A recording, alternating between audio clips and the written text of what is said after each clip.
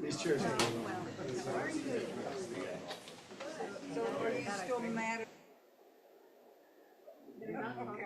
look at the back. He's mad. So what are you doing with ours? I'm okay. He's recouped. What do you want? What do you want? Anything special? Yeah, on the.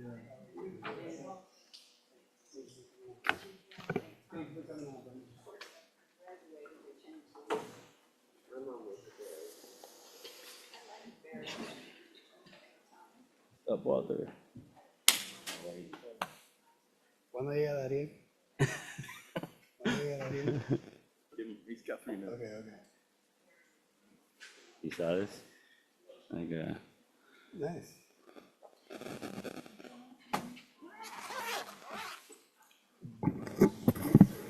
oh,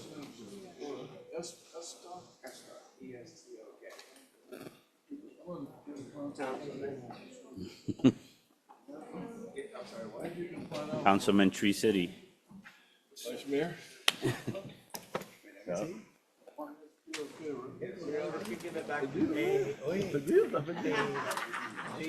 So, Orlando? Let's see, bring up a good point. Do it. What's up, brother? Good? How'd it work out? What's up, Landy? We usually don't. Oh, yeah? No. You survived. Yes, we did. An hour and a half later? Okay. Were you in and out? Okay. Were you in and out of the, you in and out of the conference thing? Call? Thank you very much for your service. They did. Yeah, I had it here, and I had to put it next to the condition. That's something, I don't know if it just seems to. That's nonsense.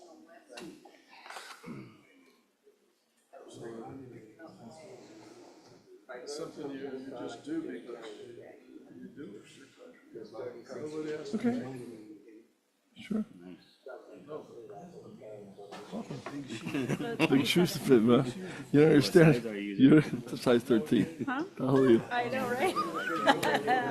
Good, we do on the 31st.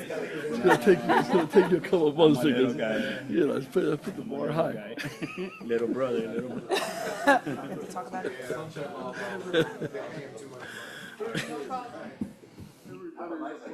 want their pictures taken. Everybody wants their pictures taken. Gonna take my picture.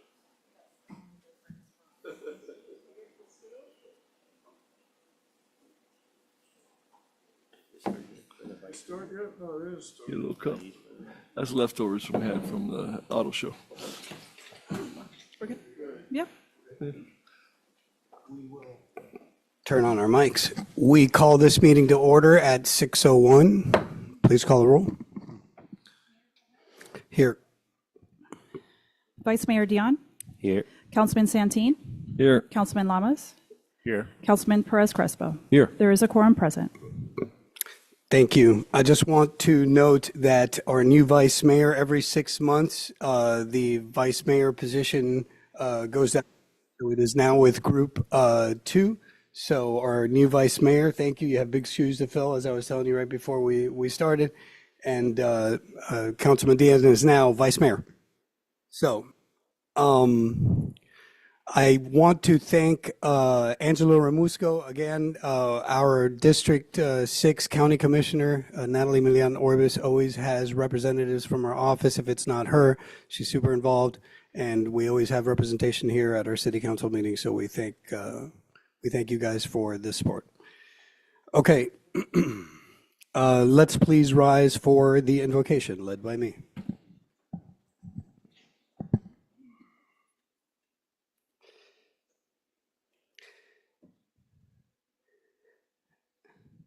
We pray for the agenda set forth before us this evening and ask that we be granted the ability to work together in harmony when there's honest disagreement and dissent. We ask for the strength to speak up when given the opportunity to speak, and the patience to listen receptively and empathically when it's time to listen. We ask for the wisdom to govern amid the conflicting interests and issues that we encounter, and a keen sense of the welfare and needs of our residents. May we be reminded that we're not only leaders, but also servants, and that it's our responsibility to serve the common good of all the residents of Miami Springs. Thank you. Remain standing, and we will now do the Pledge of Allegiance. I pledge allegiance to the flag of the United States of America and to the republic for which it stands, one nation, under God, indivisible, with liberty and justice for all.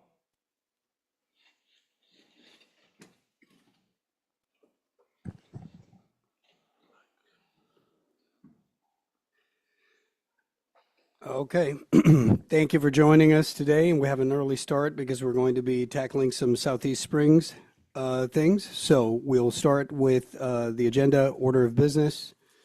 Is there anybody who would like to pull anything off the consent agenda or move any items around?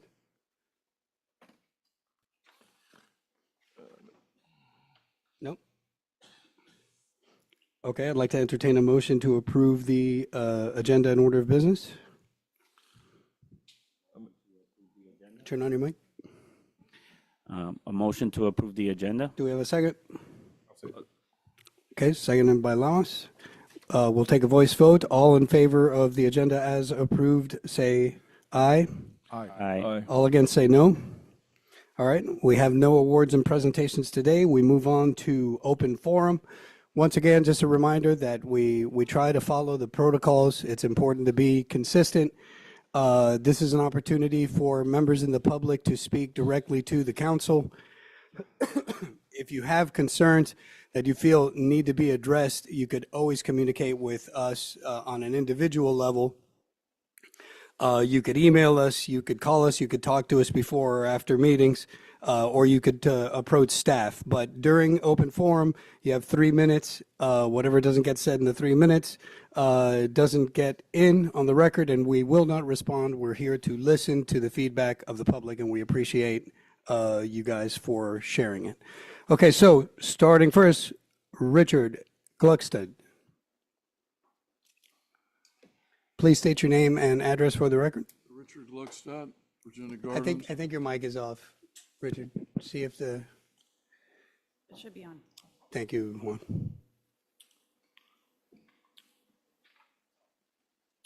It's on. It's on. It's on. Okay. Just talking to the mic. Thank you. Is it on now? It sure is. All right, Richard Gluckstadt. Address for the record, please. Virginia Gardens, and it's already on the record.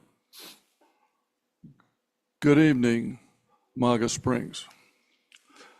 Why are American cities still run like this in 2025? The other day, which was the last meeting I had to address the Miami Springs City Council on Rosh Hashanah, the Jewish high holiday. The city requires a body search by police in order to enter.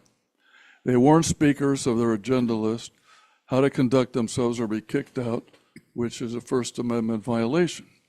They do not allow the speakers' faces to be fully photographed.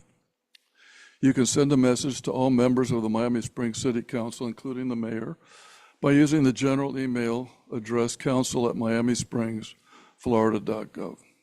Their police department's chief has his brother still working there as a lieutenant. From what I understand, the chief started out as a PSA, and I think it's possible his brother was hired after him. Somebody needs to check, because that's against the nepotism laws of Florida. Under Florida's nepotism laws, this is only legal if the lieutenant was already employed there before the chief was hired. Nepotism and cronyism are rampant in this city of 13,901 residents. The city of Miami Springs was originally founded by Country Club Estates in 1926 by aviation pioneer, inventor, and land developer Glenn H. Curtis. If you go there today, it's as if you were in an episode of The Twilight Zone or Happy Days. They want to make tomorrow like today because of their reluctance to adapt to change. Unofficially, no Jews or blacks were ever welcome there, like in a sundown city. You better get out of town, boy, before the sun goes down. That happened to me one time. None are on the police force to this day, for example, or homeowners. I had no alternative but to speak because of the city's refusal to legally address my concerns in writing. Heidi Sarah, guilty as charged. The MAGA-based city will not answer me. I do not care what they decide. However, I and others get the same treatment. One of rudeness, callousness, and disrespect. The taxes there are very high, and a person with a small home built in 1949, for example, pays at least $6,000 in taxes. What they get in return is negligible. I saw a house on the market the other day, 1941, about 17,800 square feet with about a quarter-acre lot, $10,000 in taxes. What do you get in Miami Springs with just 10,000 property tax? What do you get here? You get a lot of nothing. Thank you, Richard. Okay, next up, Armando Ahmet. Please state your name and address for the record. Good evening, Mayor, Council. Thank you for your time. Armando Ahmet, 1131 Starling Avenue. I'll try to be brief and not give you a history lesson. However, I have a question, and you can answer as you wish. Is the city telephone system operational? You can answer at your leisure. My second question is, are you familiar with the procedures of your planning and zoning department? In my estimation, and based on my experience in the last 9 months, I have to say it's appalling at best. We are in the year 2025. AIA is here, and we're all pretty much using it. However, the methodology that is used in the building department is archaic, ancient, and perhaps almost a fossil.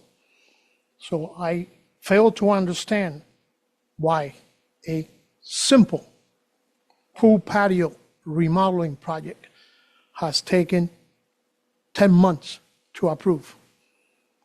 The comments that we as the owners and the architects receive on the plans are nitpicking, inconsistent, time slacking, sometimes to the point of 3 to 4 months before a comment is made. And then we're almost back to square one as to, we have meetings with the planning and the building department. Agreements were made as to what revisions need to be done. A few weeks later, it gets bounced back, either with additional comments that are addressed yet ignored by other members of the building department and the zoning because of, once again, and pardon my expression, miserable lines of communication. I sincerely hope that if time provides, I will set up a private meeting with you and any other council members so I can go in detail as to what we have gone through. And hopefully there is a resolution. Because if the city plans, aims to have some more progress, like the Northwest Corridor, if this has to go by developers through the building and zoning department, it might be a couple of decades before it comes through. I thank you for your time. Thank you. Thank you. That's everybody from Open Forum. I will encourage you, though, to, I direct you to our city manager's office if you have concerns, and then you can always email us. Our cards are up here. You can get our information from the website. You can reach out to us personally, and we can have conversations with you. But I would direct you to city staff because we have a great city manager who I know makes it a point to address the needs of residents. Okay, moving on.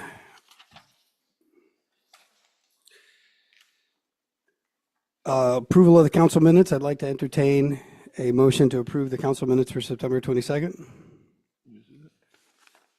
Motion to approve the council minutes. Do we have a second? Second.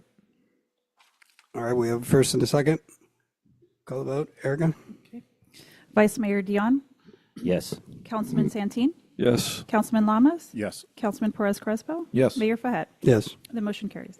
Thank you. We have no reports from boards and commissions. No public hearings. We have the consent agenda. We already approved it. Heidi, you were saying that we could have approved it when we set the agenda, the consent agenda, you were saying? No, Mayor. Okay, all right. Yes. So I'd like to entertain a motion to approve the consent agenda. Motion to approve the consent agenda? Do I have a second? All right. Call the vote, please. Vice Mayor Dion, Yes. Councilman Santeen, Yes. Councilman Lamas. Yes. Councilman Perez Crespo. Yes. Mayor Fahet. Yes. The motion carries. Thank you. Heidi, I hadn't caught this. The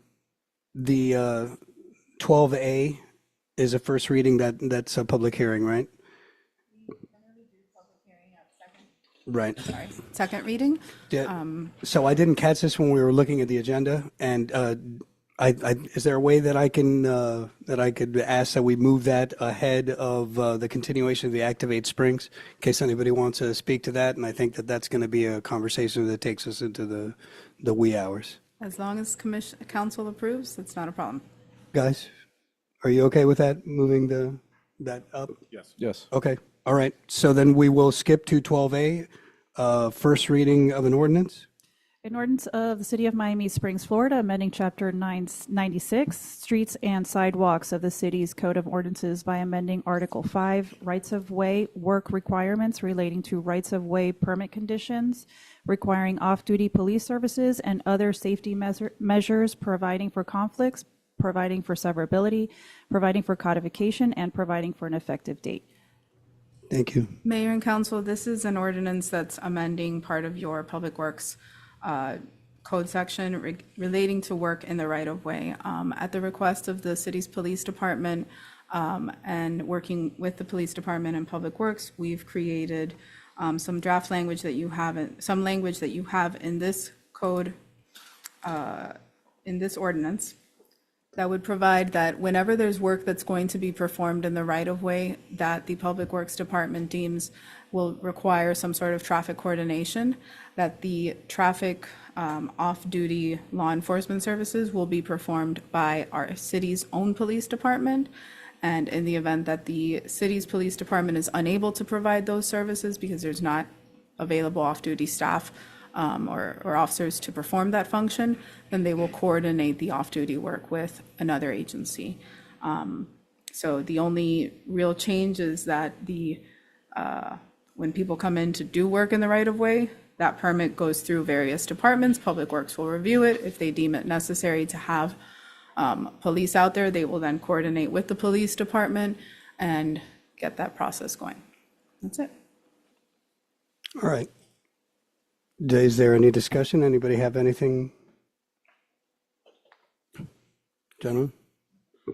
To the chair. So what was done before when things were worked on street closures? It could be anybody. Was there something, was there just no one guarding the cars passing through, or? So I think that we have our Public Works Director and we have Lieutenant Nunez from Police that can answer how it's been done. I think the issue is that there have been other departments that have come in. I don't know how that has happened, but there have been other police departments that have provided the off-duty work whenever those services may be needed. But the actual processing, I think either our Public Works Director or Lieutenant Nunez can speak to. Yeah, I mean, thank you for that explanation, Heidi. It strikes me, guys, that if people are going to be working in our rights of ways, and they're going to get an FHP or get anybody, whoever they get to do the traffic, who better to do the traffic than our own officers who know our traffic flow and know our city, so that, and they should be getting the off-duty work rather than another department. So if somebody, that makes sense to me that if somebody's going to be working our rights of way, they should be employing our off-duty officers. And then if nobody's available, then they can get somebody else. But That makes sense to me unless you guys have anything. Okay, all right, so I'd like to entertain a motion then. Motion to pass 12A? Do we have a second to approve 12A? Second. Call the vote, please. Oh, wait, I'm sorry, public hearing? Sorry, open it up for public hearing. Is there anybody who would like to speak on this item, online or in person? Nope. Okay, thank you. You can call the vote. Vice Mayor Dion, Yes. Councilman Santeen, Yes. Councilman Lamas, Yes. Councilman Perez Crespo. Yes. Mayor Fahet. Yes. The motion carries. Okay, thank you. All right, so we move back to the future to 11A, a continuation of the Activate Southeast Springs dialogue from the workshop. I'll hand it over to our city planner. I just wanted to say that at the last time we met, for those of you that are scoring at home, Sylvia did an introduction, a recap of the project, and a summary of the public input. And then since then, it's been opened, so we're all looking forward to what the input is, having extended the deadline, and also to give people a chance to chime in as it related to the first two zones that you did. And there were some essential actions that the city planners and their analysis found. So we will continue that, and I hand it over to Sylvia Vargas from CGA. Thank you, Mayor. Good evening, Vice Mayor, council members. Thank you. A little more. Thank you, Juan. I'm sorry.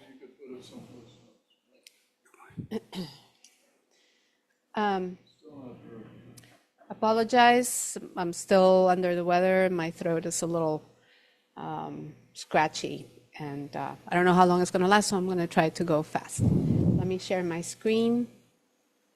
Can I get a authorization?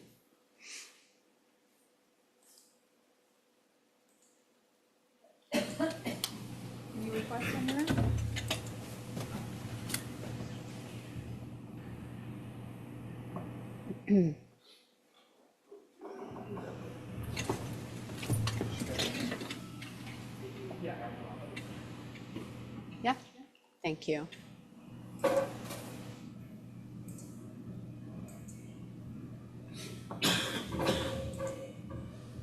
So tonight, as the mayor indicated, we're continuing the discussion from the last meeting, workshop that we held. And I had asked at the time to leave the description of proposals for zones 2 and 3 to this meeting. And there was discussion about how do we prioritize the different recommendations. So I did some work on that, as you know, sent you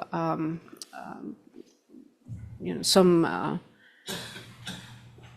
different ways in which to think about the roadmap, so to speak, for implementing some of these recommendations, and I'll go over that a little bit later. But before we do, I just wanted to quickly go back to a couple of slides that we looked at last time. With respect to the survey, I will say that yes, it is open, and I encourage everyone to participate. As of this, I think last night, I saw only one additional survey taker, so not much has changed, but we did make some corrections to data that we had the last time. So now you can see the distribution geographically of those who have taken the survey. And we also had an issue, an error in the scale that was depicted on this graph. So we have fixed it. You can see now the correct age distribution of the respondents. So I wanted to correct that for you. And then jump right into. Before you do, can I interrupt Yes, you for a second? Of course. I know that you forwarded this to us, and we all have a hard copy of it. Yes. How is this something that you feel we should along the way be using as a, or is this something that completely at the end? I have it at the end Okay. because what I'm trying is to look at the big So picture. you don't want this, looking at this or utilizing this until Not the at end? this point. Okay. No. Just asking. This is Okay. that document is not a summary of what we're going to talk about right now, but it's going to be a summary of what we're going to talk about in a little while. So again, just a very quick recap for the framework that we're proposing for zones. And one of the sort of decisions that I would like to get some direction on, and I have my own thoughts about it, but it's whether to implement this structure via new zoning districts or overlays. And I have kind of wavered, I've gone back and forth on it. And I think at this point, I am more inclined to recommend overlays so that we don't have to amend the comprehensive plan, because we have a future land use designation, which is Northwest 36th Street District.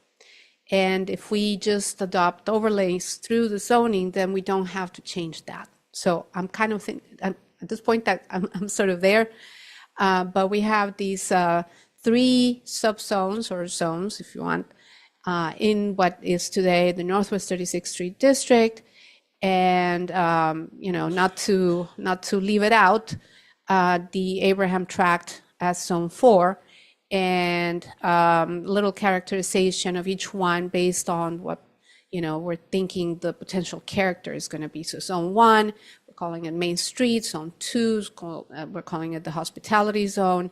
Zone 3, the Urban Village. And Zone 4, the Business or Innovation Park, or both. These obviously are not, set in stone by any means, but it's just a way to refer to them in this process. So jumping ahead to Zone 2, since we did Zone 1 the last time, this is a zone that we are delineating as going from Palmetto Drive to Lee Drive at this point. But there are 2 variations of it that I would like to present to you and have you considered. And the reason why that eastern boundary is moving is because we have, these basically are driven by options that are being offered on Zone 3. So it's not so much that there is a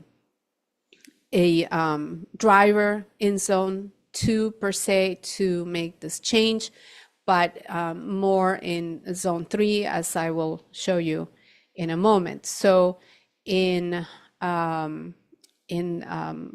alternative boundary 1, we moved that boundary to what is Forest Drive, I think. And then in alternative boundary 2, it would move all the way back to East Drive.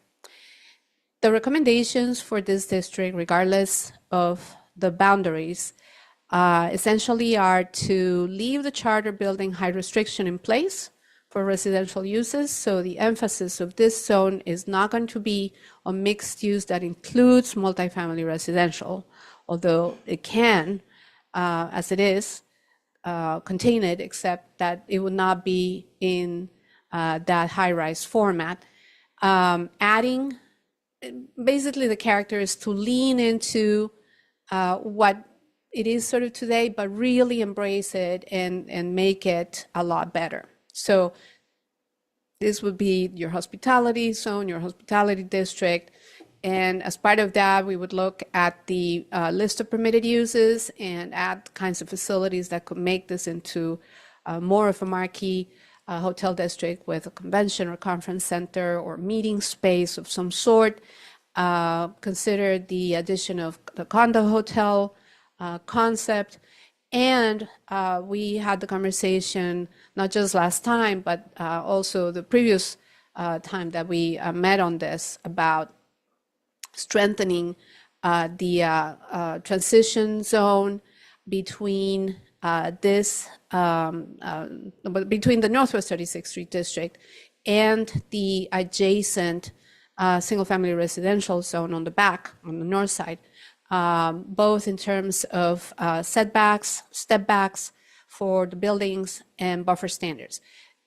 It is not to say these exist today, but we need to finesse them to hopefully create better protections, better transitions, and at the same time, better allow these uses to thrive. Because this is a narrow zone in a different way than Zone 1 between Curtis Parkway and Palmetto is narrow. In that case, it is because it's fronted on 2 streets. In this one is because, we don't have a complete block. It's like sort of half a block. And we have a use along the back of all that boundary of Northwest 36th Street, which creates potential incompatibilities. And for that reason, you have to have strong protections. So that in turn creates certain constraints that make it a little harder for these properties to be developed at their full potential. And it's a balancing act that has to happen there. So that's basically on the zoning side. It's relatively simple. Can I ask a question? Sure. Can you go back to the map? Yes. Okay, so if I look at the first one, it starts on Palmetto. So that's the Bell South station and the Shell station and the Bell South building. Right. And it goes east to Lee Drive. Lee Drive is between the Chase Bank and the Nicaraguan restaurant that's there. So we're talking about all that. Now, obviously I live there, right? On the north side of that zone, because when I zoom in, that Oakwood is north of the boundary of the zone. Correct. On the north side of those buildings that are fronting 36th Street, there's like 4 single-family residential houses. Some of those houses like have a business in it, but mostly it's single-family residential. Are they not in Zone 2 there? So they're not in the They're Northwest 36th Street district? No. So the dividing line is between those, Between anywhere where you have where- a street. right, where we blocked That's off the basically streets. the Right, line. right. And that sort of represents that boundary between the single-family residential zones to the north and the mixed-use commercial areas to the south. So the proposals here, the boundary options are to move Zone 3 Right. in one of them, like over from Lee Drive to, I guess, Forest. I would prefer to go to the map when we get there. You're going to get there. Yeah, I'm going to get there when I talk about Zone 3. I think it'll be easier to When you visualize. talk about 3. Yes. Okay. Yeah. If it is okay. Yeah, that's fine. I Okay. just wanted to make sure about that Yeah. northern boundary of it. The to make northern sure. boundary in this recommendation, Right. I mean, like, I think that it became pretty clear to me from the initial discussion that, if that ever happened, it would be something like way, way, way into a future that I cannot even foresee. I'm not going to be here, So I think that what we need to concentrate on is the boundary that we have now. And, if there's ever a natural evolution in which there's a demand for those properties to change and a desire by the property owners to change it, at that point, maybe that's a conversation, but it's not now. Okay. Through the chair, that, just to be clear, that whole commercial side was one single block off of 36th Street, where the residential is at now. Well, not residential, mixed use in the sense that you could use it as a business. It's just one single block in, they did that some years ago. Correct? A whole block off of Oakwood, it's one whole block only. In other words, there's only one lot in for most of the commercial stuff that is technically residential, in some cases is commercial. Do you mean the transition zone? It's one Yeah, lot, I mean, like basically. It's one block of- there are some what at some point were single family lots Correct. within the Northwest 36th Street district, and they are commercial in use. But they stopped in one block in some years no, ago. It's actually a half block in. it's a half block. It's one block. It's a half From block. Oakwood to 36th Yeah. Street is one block. The, No, I meant one lot. in. Oh, one lot, one lot. One lot in. It, Right. Sometimes it's two. Sure. Sometimes it's one. Yeah, it's- But, you know, that had a typically what story you will itself find is about that there's going to be either four or six lots from Right. Oakwood down that are single-family residential still, okay? So that's the situation. The first three bullet points in this slide that I went over are basically my recommendations with respect to the zoning. I'm not thinking that, you know, we revolutionize the zoning necessarily. I think that what is going to make more of a difference here are actions that are not necessarily regulatory. And that is to really be sort of aggressive and proactive about, you know, going and, you know, whether it is with a partnership with the Convention Business Bureau to proactively target certain kinds of brands, of hotels, really place brand the district as, you know, this higher quality hospitality zone, invest in infrastructure, where it is stormwater, sidewalks, lighting, landscaping, to make it very, very nice, invest in those buffers, etc. And I think that that can make more of a difference than anything else that we can do. But at the same time, I'm not suggesting that we take the residential of it. I mean, it is there. I think that I don't know if it is here that I have heard Heidi say a lot, but it's always when you have something in zoning, and especially under the circumstances that we're, you know, now with some of the preemptions and SB 180, taking something away is very difficult. But right now, we are in a situation here with the residential, the multifamily residential use, where, in essence, even though it is permitted by code, it's not practical, right? I mean, you can have it, but it's going to be in the space of 40 feet, you know, a 3-story. So from a developer's perspective, that may not be very attractive, but, you know, perhaps it could be part of a mixed-use development where you still have those I don't know, liner homes or something on the back. And I am not suggesting necessarily to eliminate that, just kind of let it be. I think that if we try to move the needle in the other direction, we can make more of a difference than trying to eliminate or block that. So that's kind of the idea. There's, you know, two sort of alternate and long-term ideas. I just mentioned one of them, and that would be like really sort of say, you know what, for those 40-foot transition, maybe what we want is to, instead of allow apartments, we want to allow luxury townhomes on the back, you know. So that's something that could be a consideration. Doesn't have to be right now. It could be in the future. And then even potentially, and this is, you know, I won't dare, you know, that's, I defer to your public works director, a potential study of what it would look like or what it would mean, what impact would it have if we really, again, kind of leaned into these street blockages and actually abandoned portions of those streets and created an entirely different pattern. So that's, again, something that would be way into the future, Through the chair? potentially. Yeah, Chair, go ahead. question. Yeah. So you're saying that the 3-story, you're talking about multifamily, right? 40 feet buffer. What does a hotel have? Is it I'm sorry. any different? Does a hotel, if I build No, it doesn't have, it doesn't, no, right now, that's, have a that's, 15-story hotel 12. or 12? well, basically 12, well, yeah, almost 15, within 15. Within the blocks of the residential, correct?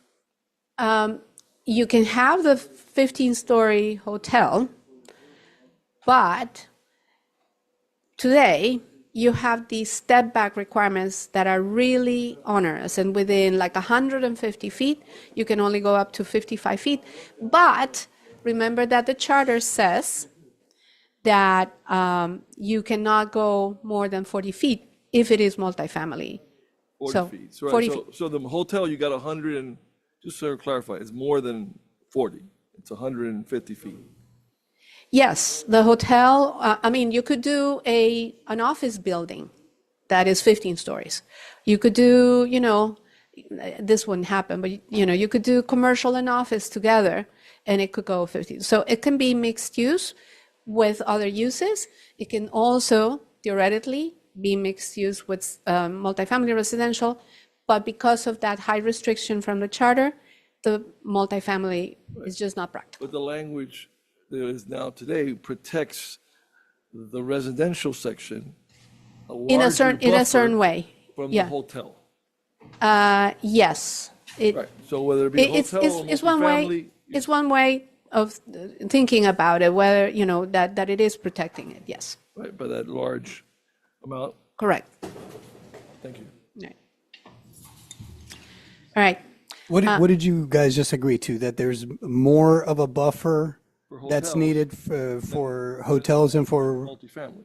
That's Right. what I heard. Well, effectively, you're correct, but on paper, the buffer is the same, regardless of the use. The buffer is not for a specific use. Okay. That step back is not necessarily, it doesn't say, if you have a hotel, you have to step back this much. It just says, any building that is in this district within 150 feet of residential has to step back, and the height cannot exceed within that step back, cannot exceed 55 feet.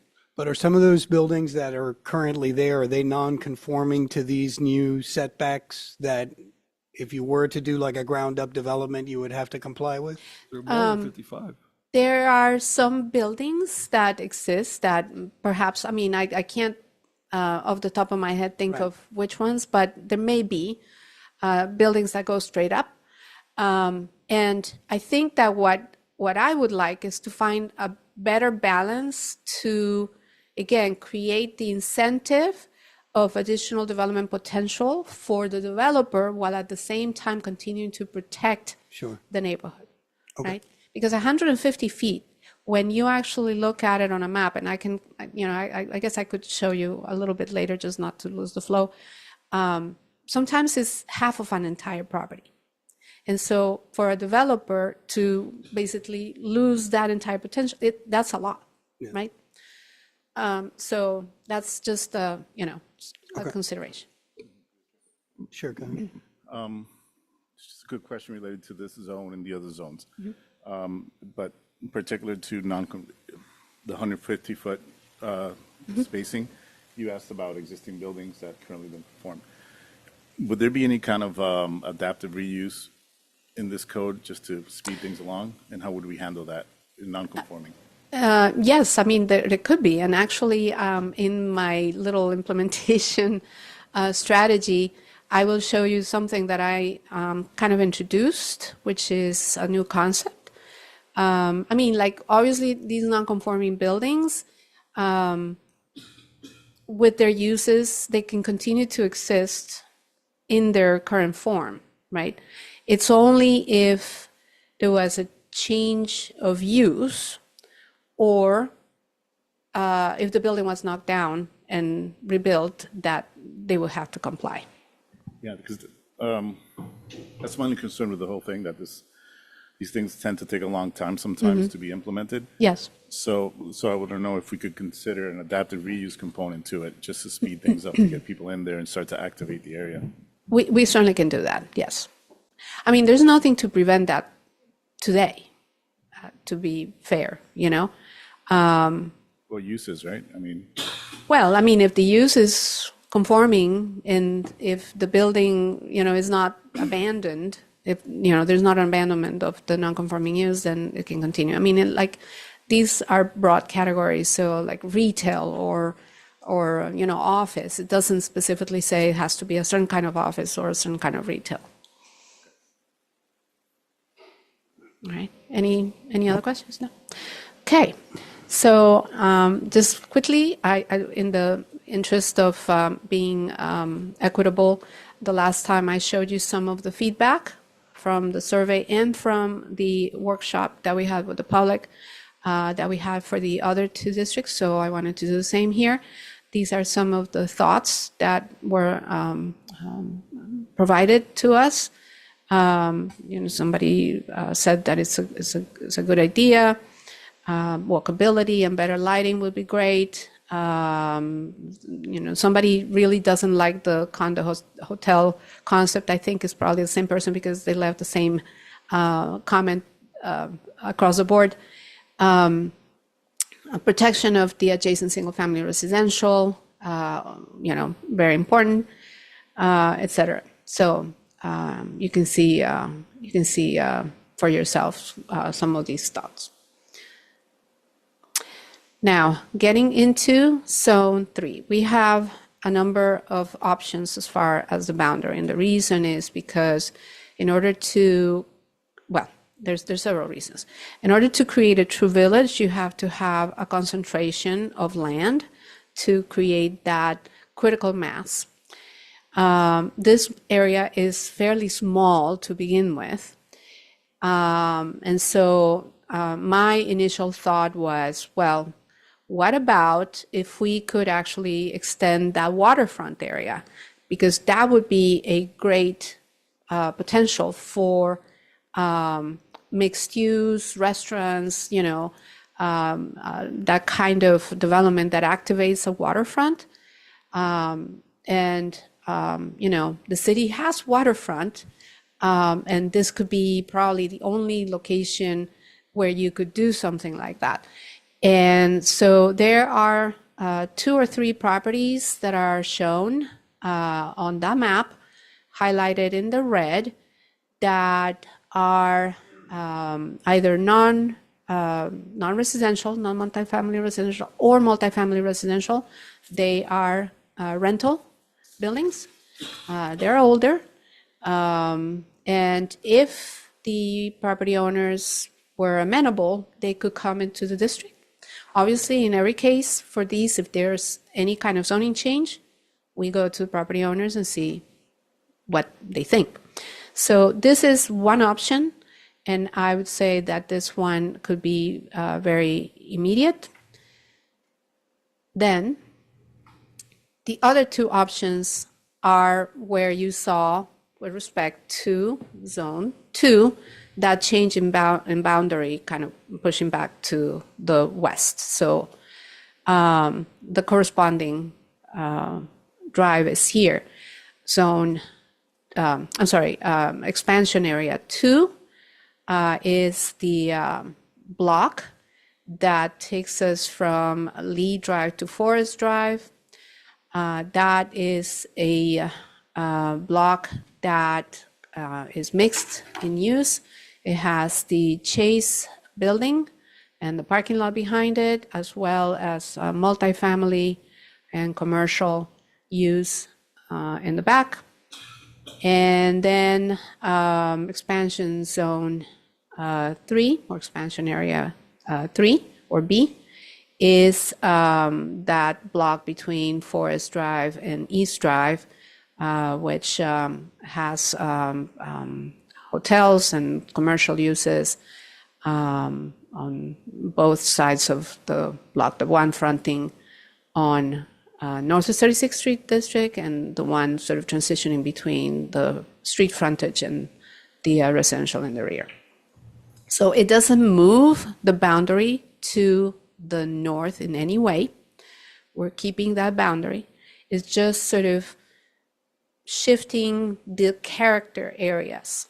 And that's a consideration. And I know that there might be desire to think, well, this could be a sort of incremental process. And true, it could be. I think that there are some timeliness issues because, property owners could be already thinking about coming in under the current code, and you could lose the opportunity to do something different. So I'm just going to mention that, but that's not necessarily, the sole or the best reason for considering it. I have a question. Does the Chase property and the apartment building to the north of it, that's a package deal? That they can't be split up? They can be split up. And right now, the apartment building is, if you recall, and actually, I don't know if I have, I hit a lot of my slides from last time, but I can go and look it up. But the future land use map, when I showed it to you, had that area as different land use and a different, no, actually not a different zoning. Right now, the zoning is Northwest 36th Street. What is different is the land use that will have to change because it is multifamily residential, not Northwest 36th. That's the future land use map. But the zoning is Northwest 36th Street District, so we have to place it somewhere. Right. It makes sense that they come together, but it's not because they're a package deal. It's because, sort of a logistical, practical reason. They're on the same block. And they're bigger folio, so it's easier to convert. Right. I mean, there's certainly a value in making it assemblageable, right? So that's the reason. Yeah. I mean, I'm intrigued by 3, which is expanding, to the west to East Drive. And also 2, but I would propose the idea of maybe, splitting that up. I don't know. One reason for considering East Drive, that's obviously more of a major street. It could create a harder edge between these areas and allow for better buffering. Can you speak to, so just on the opposite corner, on the west of East Drive, how many, I was going to ask you when Councilman Santin was asking about the heights, the project that's going there on the corner of East Drive and 36th Street, it's a mixed-use ground floor hotel, so some floors of Correct. hotel, then some floors of office, can and then a find it. rooftop restaurant that will belong to the hotel. How many stories was that project? Do you remember? Not off the top of my head, but it might be 10 or 12, I think. Okay. Maybe. I saw 120 feet, is what I saw. Yeah. If it maximized, then it is Yeah. about 120. 118 or something. Yeah, so I mean, that's Sorry. the kind of mixed use that isn't residential mixed use, but that can go up. And I mean, and when I squint my eyes and think about like down the road, what this can look like in Area 3, I mean, I think that it will, match with the project that we're talking about. That's going to be, the hotel, the mixed use hotel, office and rooftop restaurant that's going to be just, west of that on that corner. So I feel like, I don't know, I feel like it's a good fit. If changing these boundaries are going to help promote this type of development that we're talking about, if we're talking about, leaving the height restriction for residential, I think that in some, Hold that thought. okay, all right, go Because this is not the zone in which I would leave the height restriction for residential. okay, well then keep going. Zone 2 is definitely the one. Zone 3 is where we're going for the urban village character. And multifamily residential is a big part of that. And so in order to accomplish that, you would have, and this is, what I had talked about before, exempting this zone and only this zone from the height restriction of the charter. In whatever ultimate boundary you have it, whether it is the original one, whether it includes the waterfront, whether it includes expansion area 2 and expansion area 3, or none of them. So this is the one where the charter amendment becomes critical to achieving it. And it would carve out an exception just for this zone. This is where, there would be I talked about sort of proactively going out and targeting higher quality luxury brand, et cetera, hotels. And you would do the same here for residential developments. You would be reaching out, campaigning, marketing to for sale, market rate, and potentially even luxury residential developers. And I included a little bit of a, very simplistic strategy in the implementation roadmap that I gave you. But the way that we would do this is that we would keep the height at the current level. That is not being touched. And we would keep also the base density at the current level, which is 20 units. But we would, and this is of course all contingent upon the charter being amended to carve out this zone for the ability to multifamily residential to have additional height in the context of mixed use development. Base density at the 20 units per acre that it is today, and then creating the tiered bonus system that I had gone over the last time, where whatever the numbers are, you would get a financial incentive for allowing that additional density to be granted to a development. So for instance, it could be like 20 units per acre at the base, 20 plus X, the units that that development would get from that bonus, each one you could get a community contribution fee for. That's part of, potentially that's part of the public benefit package that we discussed last time as well. And then, that's one tier, and there you could have, another tier where it's 20 plus X plus Y. And the difference, there, again, you could be either having a flat community contribution fee, but in this system, you could actually have different tiers of community contribution at those different levels as well. So this is, I think that this could be a really good system for you to maintain control of how you approve additional density while at the same time getting a benefit for the city in the form of fees, essentially, that developers would pay for getting that additional density. To the chair. Go ahead, Santin. Just, can you go back to the other slide where it shows the residential section? So right now, where the red line, obviously the boundary, all that's residential, correct?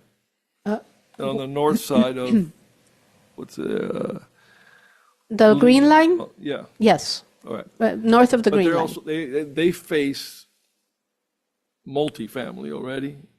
They face low-rise Their property multifamily. values are already being affected by having basically this thing right in the front of their houses. I have not Well, I'm just specifically saying, analyzed or the commercial next property to it. values, but yeah. But what I'm saying is, why can't, just to protect the conversation of having redevelopment in that area, you make that, just like they did years ago, of having one block, one lot made commercial. Why don't you make that two lots in commercial? And then that will give a little bit extra buffer and also a benefit to the property owners that are going to be affected to some way marketability wise. Now it's a commercial property. If it's a requirement by us to allow more of a buffer from it, that they don't even have now as much, Do you mean, benefit from being purchased Yeah. for development. do you mean, No, there's not going to be anything there but a buffer. It's not going to be more development. It's just going to be more buffer away from the single family. I'm sorry, let me see if I'm understanding you correctly. Do you mean in. two lots south of the green line or north of the green line? North of the, talking about north. George, Two can you lots. stand up and point at it and lots. show us what you're talking about? In zone 3, I mean in zone 2, 3, yeah. Right, right. Well, I mean, at this point, I'm not contemplating moving the line. I'm not, I'm not recommending that. If you all together direct that the line be moved, of course, we have to go to the property owners. If they're in agreement, then they can certainly come into the district if that's what we're talking about. Right. Of course, Yeah. obviously with conversation with them, but at the end of the day, most of the argument when it comes to these redevelopments is that they abut to single family. Yes. If now you at least, worst scenario, they get a benefit from being next to all this property because you make it a requirement from the redevelopment to have more of a buffer. And it's not like you're getting closer by the building getting closer to residential. You're going to have green space. You're going to have stuff that Oh, looks you a mean lot like, better than a okay, broken down house. so you mean like the conversion of those lots to some sort of green buffer? Yeah. Okay. I mean, It's more attractive than a house that it's, the ones that are adjacent are definitely being affected by marketability. You see most of the prices. The ones that have sold recently are definitely significantly lower. The ones that actually abut, the first lot, they're already being affected. So, and a lot of them are, some of them have been fixed up, but some of them have been abandoned, basically. Yeah, but I wouldn't characterize all those as broken down No, I just said, houses. some have been fixed up and some have Right, been. no, I get it, but But like, marketability has been affected because there are sales that prove that, so. yeah, but you're talking about like Lots. zoning just those two lots across so that eventually you'll have the buffer you need for single. Space, so it's Family. not necessarily, But then in order for that to happen, a developer would have to buy out those houses. got it. I mean, But you get, the residents are always talking about being above, I get- abutting these property developments. I get it. No different if the lot was bigger. Yeah, certainly in Buy the it. free market, if a developer came and had interest to go to property owners and say, hey, I want to buy your house, I want to buy your lot, they could do that today. I just don't, I defer to your attorney, but I don't think that we could force them to buy right. additional property necessarily. Well, if it's required and the zoning is there now, it's changed. What do you mean? If you buffer it more and the lots are commercial, But it's just no different than any rezoning in an area. The developer has to buy more. Of course they do. I would just like to state, They don't have to buy more if now there's commercial. In other words, if you want to assemble an area, you're going to assemble according to your zoning or you're going to rezone. But if those lots are already rezoned, you're telling me that a developer will not buy it, will not purchase it? Especially if I the don't think we zoning could guidelines force are there. it. I don't think we could force it. I don't think that we could You're require making them. Guidelines. The guidelines are that you need a bigger buffer or you need more green space. If you really want this, right. that's fine. We give it to you, but you need more green space away from the single family. I'm not going to disagree, right? Strategically, I think that you're right. I just, for now, where I draw the line is that if there's current single family residential, there's a finite amount of that. And anything where we're changing boundaries and I get that, like, they don't have to sell, right? But like, even if through gentrification, because you've incentivized for development, like, I don't feel that, or at least where I'm at, is I'm staying away from doing that kind of thing for single family residential. I don't want to change single family residential in order to try to, like, help promote the development. I mean, I think that I could be wrong, but I feel like, well, you guys know, I've talked about this enough. I'm Mr. like buffer from single family residential, like try to keep it away. And I get what you're saying, right? Like that would be a way to keep it away. But again, it's you know, if people bought a house there, I would want them to stay for as long as I wouldn't want to change the zoning to encourage it not being single family residential. I feel like that's something that we should try at all costs to preserve. Through the chair. Go ahead. Sylvia, so I'm looking at the streets in this area, the ones that right off of 36th Street, like Kenmore, Coolidge. Those streets are going to have to be widened in this type of scenario. The way, I mean, I don't think those streets are going to function. It depends. I think it depends. I'm not sure what I haven't gone through the analysis of, you know, what those rights of way look like. So, I mean, like, I think that could be an evaluation that occurs. And if it is, if there is right of way, but I would not necessarily be, it's not my intent to imagine that the city would go and take property to widen the streets. How would okay, so that's my next question. So how does a determination of widening the streets, maybe putting a median in the middle or parking on the side, that bites into the property? How does that work with the city? Well, again, I mean, there's nothing in here where I would suggest taking property that is not already in the right of way.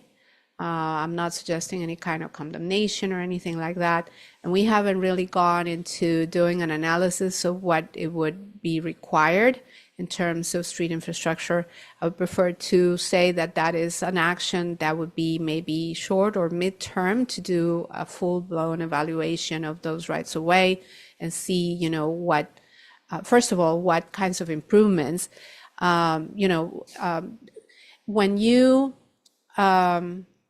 when you see development projects come in, each one of those projects has to do a traffic study, right? To allow us to evaluate their own impact and see what kinds of improvements they will have to make, if any, to maintain the level of service. But there could be a study that the city would do of just this area based on the potential development capacity that would allow us to better understand on a theoretical level, at least until those developments start coming in individually, that, you know, we could say, okay, if this happens, then this is what we would need. And you could use that in negotiation with the developers as well, as part of a development agreement, conditions of approval. But as far as, you know, where the land comes from, if the action needed to be to widen streets, I think we would really have to take a look at what that would look like. I mean, like in this case,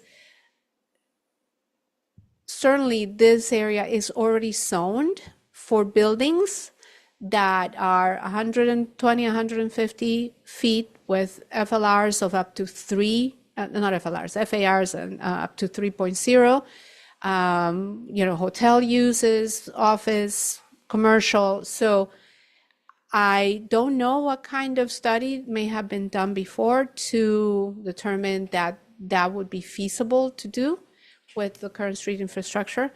The good thing, I think, is that if you drive around in this area, some of those streets are already relatively wide. They've had work done. Yes, yes. So, but I think, I mean, like, I really could not give you an answer today because I haven't really done an in-depth evaluation of those, and I would prefer to defer to your Public Works Director Thank you. on that. Through the chair. And just to elaborate on your question, maybe can the streets be turned into one-way streets so that way you don't have That to widen? would be an option if the flow works, and you know, I couldn't tell you if it does today, but yeah, I mean, like, certainly that's something that happens. All those scenarios, all those scenarios would have to be looked at by a traffic engineer. in the Yes. future. Phone, I texted you. Yes. All right, so I'm going to move forward again to this slide. Can I Yes, have you of go course. back? So that is, I'm sorry that I keep proposing things. Yeah, can I please? Yeah, no, I think that works. Thank you, I think it will work. Not to get ahead of you, right? But I think that where we may, I'm not trying to build final consensus here, but I want to just clarify, right? Like, you'd initially proposed that there's like a little section here, these, Yes. you're talking about these westward expansions, but you're already kind of taking into account those two property owners, those That two. would be if you rental- if we- all if we agree, do that, let's right. go and do that, then Right. that's in here, yes. Right. But, like that, this Right. is the first Right, piece. that's This an is the first assumption. piece. And in my little roadmap, I'm kind of Gotcha. saying, like if we look at factors of feasibility and urgency, I would say that this is sort of at the top, and the other two would be harder and could be less urgent, not because the opportunities for redevelopment may not be missed. Opportunities for redevelopment in the manner of the urban village, but these would still be viable as redevelopment sites for hotel Right. if they stayed in zone 2, right? Okay. I mean, obviously, this is the Miami Subs and the Aladdin, and then these two property owners, the opportunity for development there. The Miami Subs is already within the district, by the way. Right. Yeah. I understand, but I was Yeah. just pointing out. Yeah, right? yeah. These are not in the district, They're and not. these are. Yes. It seems to me like that makes sense, right? That's not a budding, single-family residential. Can I just ask how you guys feel about that? I think it would give those two property owners the option for highest and best use on their property. And again, they don't have to knock it down, but for future value, I think it'd be great. It Yeah. definitely adds value to their property. At some point, I heard from one of the property owners there that he had been approached by Publix, one of the apartment buildings. So, I mean, like, maybe if it is true, maybe Publix was looking for waterfront land. I don't know. So, yeah. I mean, the goal Before you said would be to bring waterfront, in kind of mixed use, exactly right? beachfront here, I think it's a canal. It's Hialeah on the other Hey, side. listen, water is water, Water is water? Okay. We all like sitting by the water. I don't think Max Milos wanted to hear that one. But there's a Publix already in Hialeah Drive. They just opened a Publix in Coral Gables on US 1 that is about 2 blocks from the old Publix, and they're both staying. I don't understand their strategy, but they say this is what they do. So, I mean, a canal seems like a pretty good buffer. So can I just identify like what it actually we're talking about here? What you are proposing is that whatever ends up being zone 3 is exempt from the multifamily, the residential height restriction of 3 stories that is by charter in place across the city, Yes. right? I will remind you guys where we started. That it was an analysis of what does the market say? And there were 2 big markets, right? Hotel, right? Continue to, because of our proximity to the airport, we should continue to lean into that. Obviously, we know that the hotels we don't get any of the bed tax. Something we've fought for, but it's just it's an incredibly difficult thing to get past. But with what's happening across the airport and then the Palmer Lake and the Freedom Park, we need to continue to promote, as Sylvia was saying, hotel and, really lean into the hospitality part of it. But the other market that the analysis said was really, really strong was for multifamily, right? Because this area, these lots, this area is so valuable that it's impossible to, gather the space to be able to make it worth your investment in the development. So what we have is an area that, is zoned for commercial. It's zoned for hotels. They can go up to 12 stories. Sylvia's not proposing roughly 150 feet, but we're not, what's being proposed is not exceeding that height. It's just allowing multifamily. I will again remind you guys what we've talked about leading up to this, right? That the reason that it was put on the charter, there was a sentiment of anti-density. What we're talking about is removing the height restrictions so that we could promote the kind of mixed use that will allow for some residential, which is an extremely, growing market. But that means that we're going to add density, and there are people that are against density. And traditionally that's why we have that restriction. Okay, but we started all this whole thought process about, that 36th Street, increased density in the central business district downtown is different conversation from increasing density along 36th Street, particularly when it comes to this easternmost corner, right? So when we're talking about, okay, just changing that boundary, what we are, I think, implicitly saying is we would like to, because what's the difference? They already were, if Publix was already approaching them, right? That's A while ago, I right. don't know I that know, a it's long real, time. but, Yeah, just and want to make that clear. I shouldn't bring it up specifically because it was just in passing. But what I'm Yeah. saying is it's already zoned for some things. But if we are going to include it now in this third zone, and what's being proposed is that we're going to try to leverage in an area of this city where we allow multifamily, which means we're going to increase the density, and then we will have mixed use and restaurant. We're going to try to encourage that. We've talked about infill development. We already have some. We have Miami Regional University is there. Miami Realtors is there. We've got the EB Hotel. We've got the 2 airport aviation properties, which I happen to feel serves as kind of a buffer. But so now I bring us back to step 1. Taking that over. That's what we're talking about. We're talking about encouraging, hey, come on, it's already zoned for hotel. It's already zoned for commercial. Encouraging, hey, some multifamily so that we can, have some increased density there, but more of a sense of community, because the people that were against density, they were against raising residential height restrictions past 3 stories, but we can have hotels that are 12 stories, but they come with their own set of benefits and challenges when you have just hotel. So the point of infill development is, in my mind, trying to encourage, we're talking about having more of a sense of community, having more residents and some density. And so that's what we're debating. So are you guys in favor of doing that for this first step? Well, Mayor, right, the discussion about density, that we can talk about that. What are the benefits? What are the negatives, right? You're a principal at a school.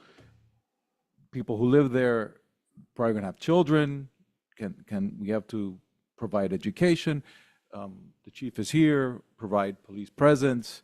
If you want to have a conversation about the pros and cons of increasing the density in that part of Miami Springs. Provide services. Traffic, I'm not concerned about traffic because 36th Street is there, Lejeune is there. They're not going into our residential areas, so I don't think traffic is an issue. But services, education, is that what we're looking at? Could I jump in just on that question, if you don't mind? I just want to remind you about the discussion that we had last time about the public benefits program. And that's what the purpose of that is, to make sure that through that negotiation process, you can negotiate these benefits to compensate for any impact. Obviously, you have impact fees, hopefully, right? And that's supposed to address some of those issues, like Parks and Recreation, police, maybe, I don't remember, what the scope of your study is that is going to cover. That's going to be one part of it. But through the public benefits agreement process or public benefits program, you could be looking at perhaps, more intangible benefits, services, programs, where you could have impacts as well. So I just wanted to remind you that, this all has to work together, right? It's not just we're going to do this here and then we're going to do that there. All of it has to fit together, and it is not just zoning. It's not just about height or density or setbacks. It's about some of these other things that, I'm going to be recommending that you do together in order to truly move the needle, hopefully, right? So just. To the chair. Oh, yeah, of course. Councilman? Yep, I think it's crucial that we allow higher density residential in that area, because it's a problem we keep having with 36th Street, even there where it's two-story apartment buildings where there just isn't enough, there aren't enough eyes on the street. If we bring in more hotels, it's just more transient people that aren't really connected to the community or really care what's going on. They just walk around the problem because they're going to catch a flight in the morning. So we need people that are anchored in the community and really care what's going on. And the more we can sprinkle that throughout that area, the safer it's going to be for everybody and the more activated it's going to be. Otherwise, the problem we keep having on 36th Street is come 6 o'clock, the lights go off, and that's it. It belongs to the streetwalkers and all the bad people in that area. So we need people, we need true residents hanging around, and the more density we give them, the better chances we're going to have of that in that area. Yep, to the chair. I'm not against leaving it there, but I'm more about being realistic. We're talking about multifamily already there that probably sells for $220,000 per unit. So the chances of redevelopment, probably considering all the obstacles we have for density and based on your scale, there is an obstacle. You have to buy into more density. Most likely it won't happen for a long time.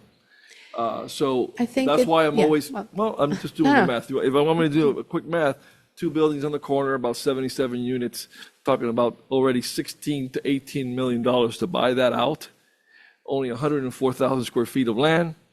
It will break brand new records in all 36th Street right now by a lot, by 50% of the highest sale we ever had. So I'm just saying, realistically, probably won't happen. We have to do the math. This is Obviously, why we I'm haven't thinking- done that but yet. This is why a lot of times our community always wants certain things, but then they don't want the other things. But the other things that are there have value. You can't tell a property owner to sell for less because you want less. That just doesn't happen. It's just un-American. So we got property owners that make a lot of money, those motels, but we don't want them there anymore. Like on East Drive.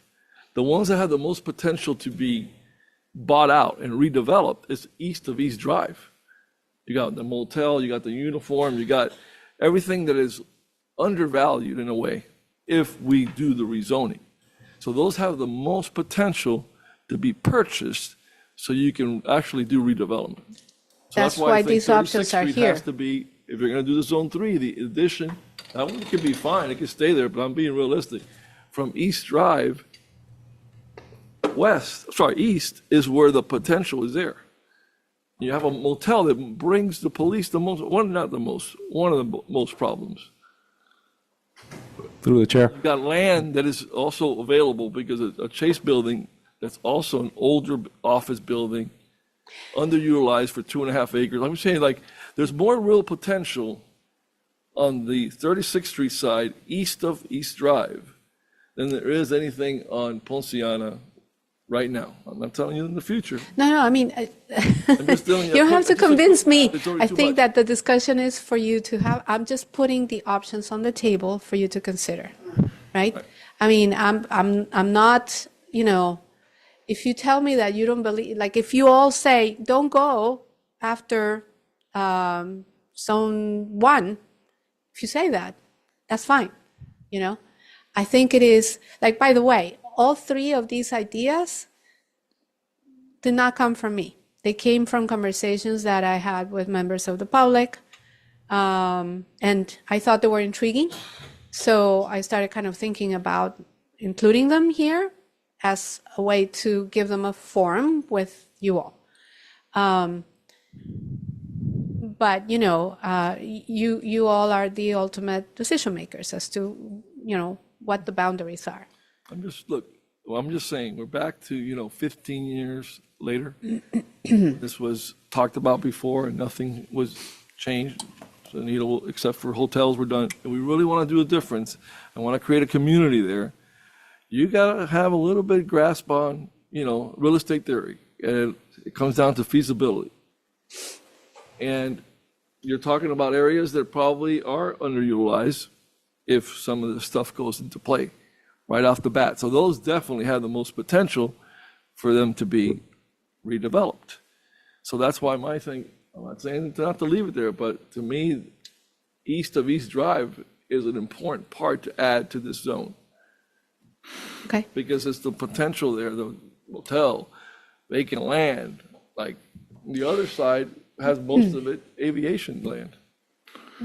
I will just say again, these are options. Is for the five of you to discuss what makes sense, and give me direction. I mean, all of this land is already in a zoning district. It's already zoned for something, and if we change the structure, whether we keep it that way or we do 3 zones and we move the boundaries from here to there.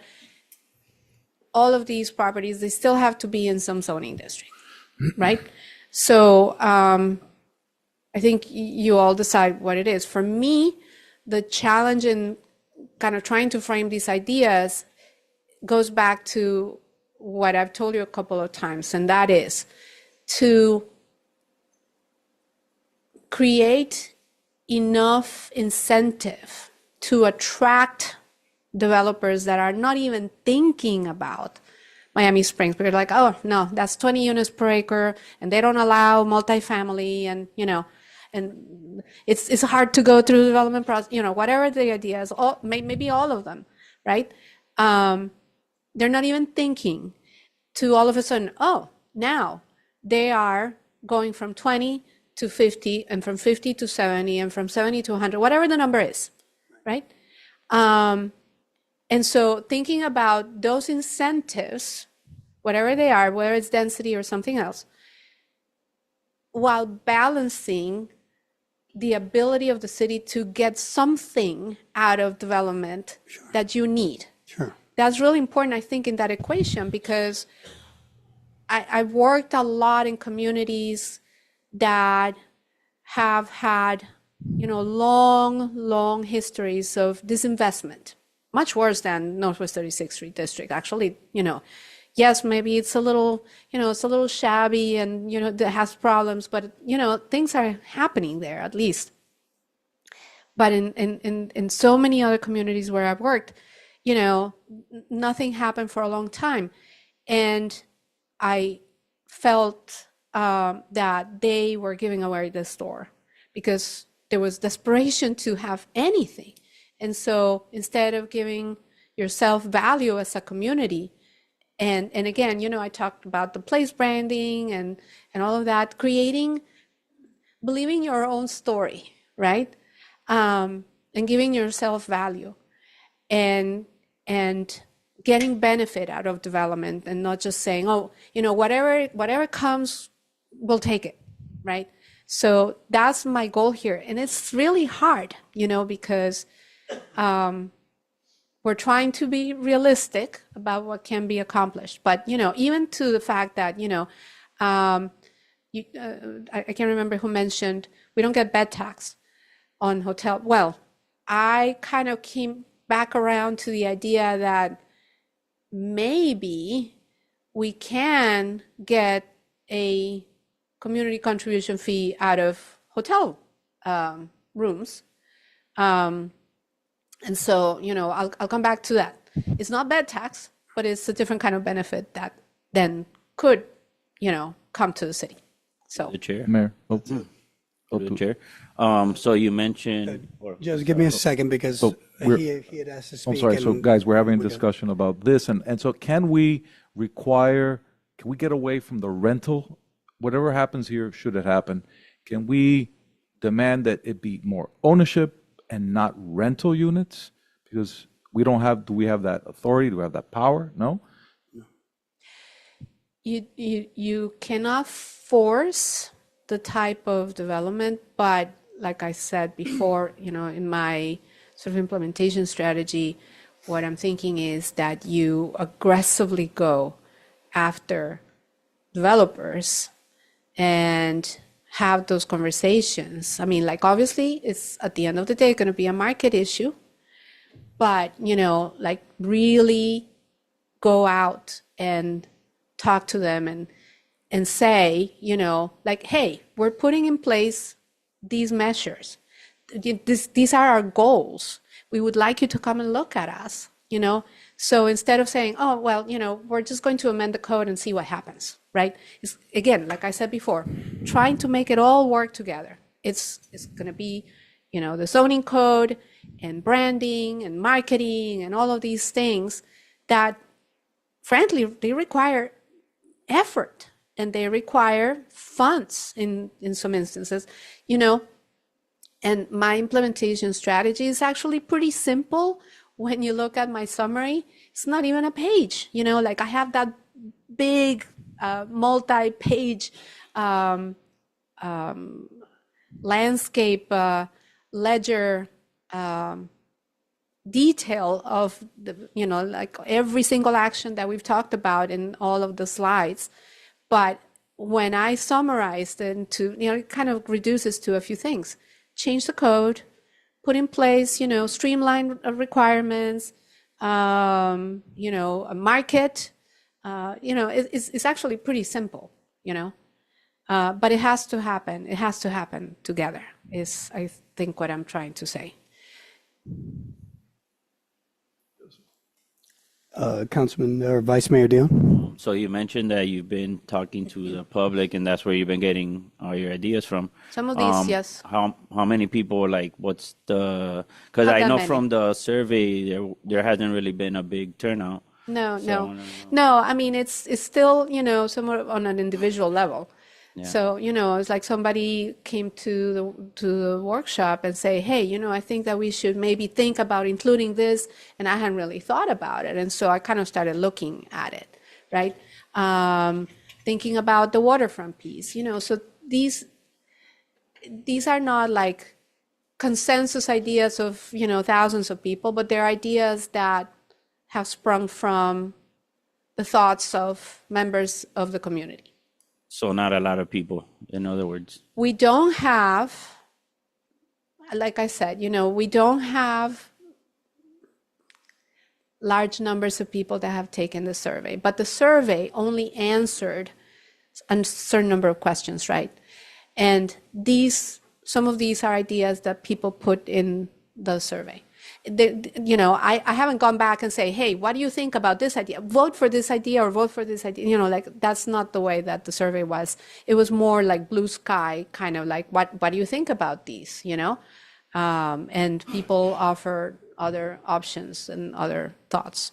Thank you. Yeah, well, I could say one thing for sure from us up here, all of us knocked on a lot of doors in those areas. So we do have an idea of what the people want around there. So I wish they think had working told me. together. I mean, when we ran for office, we have to go out and knock on doors. So I really wish that people had shown up more at this stage, because this is where we are trying to get the ideas. Yeah. I think to the Vice Mayor's point about knocking on doors, I knocked on doors, rentals. There was no engagement. There was no interest. There was, yo no sé, yo no vivo aquí, that type of thing. So wow. I don't really expect them to answer a survey if they're not invested in the community, because they're rentals. Back to my point, ownership versus rentals, building a community as opposed to being a transient. That's where I'm coming at it.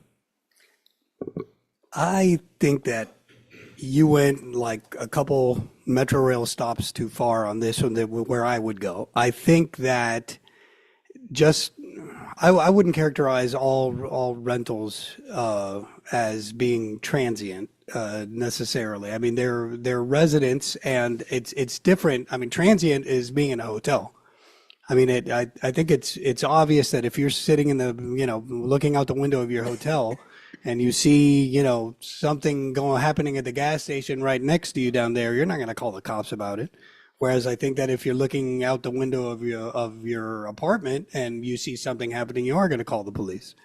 I mean, listen, since I've been on the council, right? Like you had Catherine Fernandez Russell Rundle and a task force that had to close down a hotel in that area. We had to create a nuisance abatement ordinance in order to use whatever power the state allows us to have to try to make hotel owners, provide adequate security because of the drain that it was on our law enforcement. I mean, I think everybody has seen for all these years what the effect along 36th Street, because remember, Northwest 36th Street District, as it currently stands, start at the beginning of Zone 1, and it goes all the way to the corner. So what's being proposed here is different zones. This last zone has the kicker, when you saw on the recommendations page, that one big difference is that we're going to make it exempt from the multifamily residential height restriction, which in essence means you're allowing more density. Right now, there's an apartment building. The one right next to the Aladdin is 3 stories. The one next to that is 2 stories. There's already multifamily there, right? What we're talking about, I mean, we attract what we allow because of the value of the lots and because of how the lots are set up in this area along 36th Street. It's very valuable, and we're in essence disallowing multifamily residential because there's a cap on the density and the height restriction throughout the city. So what we're talking about is what Zone 3, we could ask Sylvia to go back to the drawing board and tell her, like, don't have a Zone 3, right? Or we could say, like, I'm trying to get some consensus from you guys, right? Like, I thought that Councilman Santin did a good job, right? It sounded to me, he didn't say it, but it sounded to me like step one, which is those 2 apartment buildings, making that part of Zone 3, that you could take it or leave it, but that you favored, or were intrigued by the idea of going west all the way to East Drive in that area along 36th Street, right? And there was a 2, which was the Chase property, and then 3 all the way to East Drive. Can I get everybody on the record?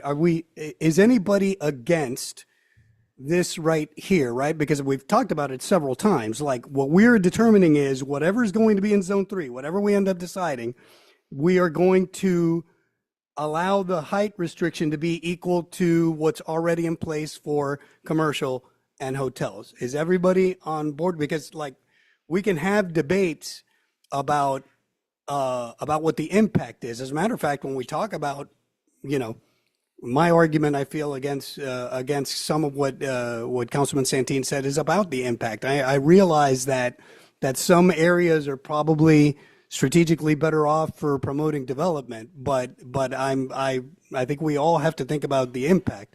But can we at least establish whatever we decide is going to be Zone 3?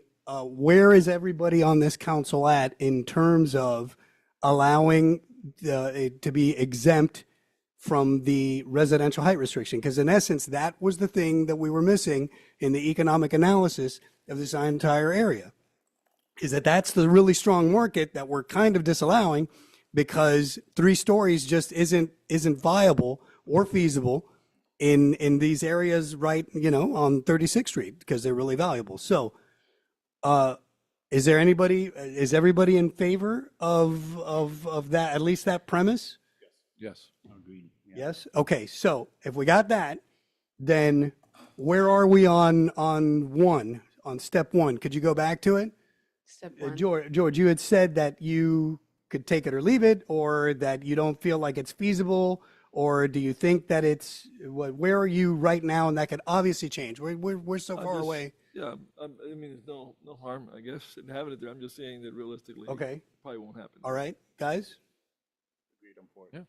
Okay, so you're in favor of it? Of having zone one, right? Yeah, okay. Yeah, definitely. All right. Okay, so then at least we have something that we kind of agree on. So if we go to 2 and 3, so like if you look at this, actually, if you look at this area, can you go back one, Sure. Sylvia? Yep. So if we look at this area now, as it stands, right? This is all single family around here, right? This is the Chase, this is the aviation property. This is an aviation property, right? Correct. And That's an aviation. and property. this is the aviation property. So those two, which would be the western boundary of Zone 3, if it were like this, is aviation property that we really don't have any control over. Is that that- where Airbus is at too? That would be Airbus where is Airbus is here, like, thinking right, and- today. Yes. right. But yeah, whether they come back and they use another property, Right. You know, we don't know. Airbus, and we've discussed it, right? That Airbus is at the end of is a 35-year lease that they have with the aviation department, and they're about 4.5 years out, and they're proposing.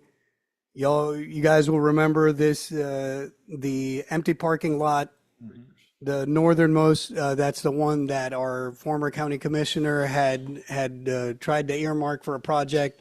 Doesn't seem like that project has a lot of viability left to it. And the Airbus property, they wanted to do like a logistics center or something there. Once again, that's within our zone, but we don't have any control over what goes in there.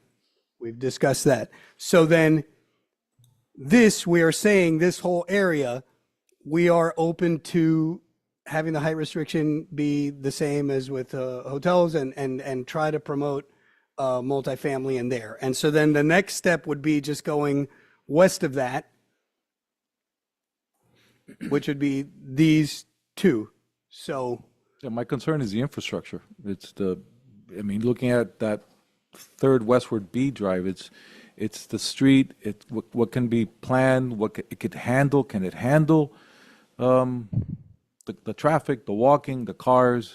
But, that's what I'm concerned about. Will it support whatever we want to do? Is the chicken or the egg? What comes first? Is it the infrastructure or the development and the infrastructure? I don't think we invest in infrastructure unless the use is there to demand it. Yeah. So we have to decide the use before. talking to the mic so people can hear. Who hit? Yeah. Oh, talking. I said, I don't think we'd invest in the infrastructure unless the demand is there, such as the use. Through the chair, unless the street is a state street, right? Then the state will come in and work on that. Is it a city street, JC? Am I right to assume that so obviously all of these plans where the city gets fees and benefits from development is so that it could be reinvested in the adequate infrastructure. These Right. development projects will have their infrastructure needs. All of this, it's not like we're going to be forward funding the infrastructure for projects necessarily. Right. There's two ways to go about it, right? Communities can plan for infrastructure improvements as part of the incentive package for developers to come to the city, right? That's one way to do it. And you can decide what that looks like. Maybe it's sidewalks, maybe you put the sidewalks in place. But typically developers are going to have to evaluate their own impact that they're going to contribute, and then they're going to have to make the improvements if the capacity is not met to serve their own needs, and potentially more through the development agreement process. So that's not to suggest that you guys are going to front the infrastructure that is fully needed to support development. It's that has to go hand in hand. But if you wanted to be proactive, you may have some capital improvements already that are going. You may want to think about the timeline, that could be something for the longer term. Is not immediate. It requires planning. Through the chair, but then, Sure. like you mentioned before, the community benefit of stuff that, in the impact fees, there'd be stuff in there that would That's help. one part of it. Yeah. Because we are in the works and we were around the corner of getting that in place, so. Yes. That's something that gets paid before a permit gets pulled. Before building permit. Yes. At building permit. Yeah. Through the chair. So pretty much what you're saying is once we get the zoning in place, then we could talk about the infrastructure. Well, I think you could start planning for the infrastructure. You could start thinking about what needs to be and even think about how much it would cost. And then it becomes part of the dialogue, with developers as well. I mean, there are things that I'm sure, I myself for this, and I probably should have, but I haven't looked at the CIP, what you have there. There might be projects that are already kind of, in the works that the city is going to be undertaking. I know that you guys have been making improvements to your stormwater in that area.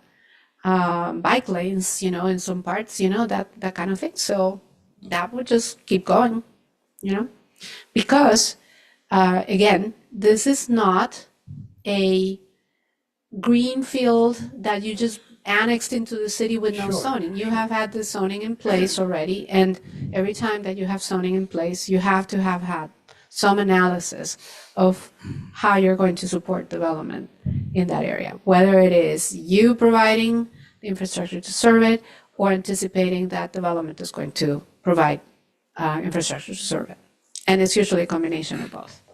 Through the chair. It's a conversation I had with the senator, and he wanted to, with Senator Avila, and he wanted to let us know that he's, that we have his support. So, Oh, yeah. well, that's great. With as long as it's a state street, so. Sure.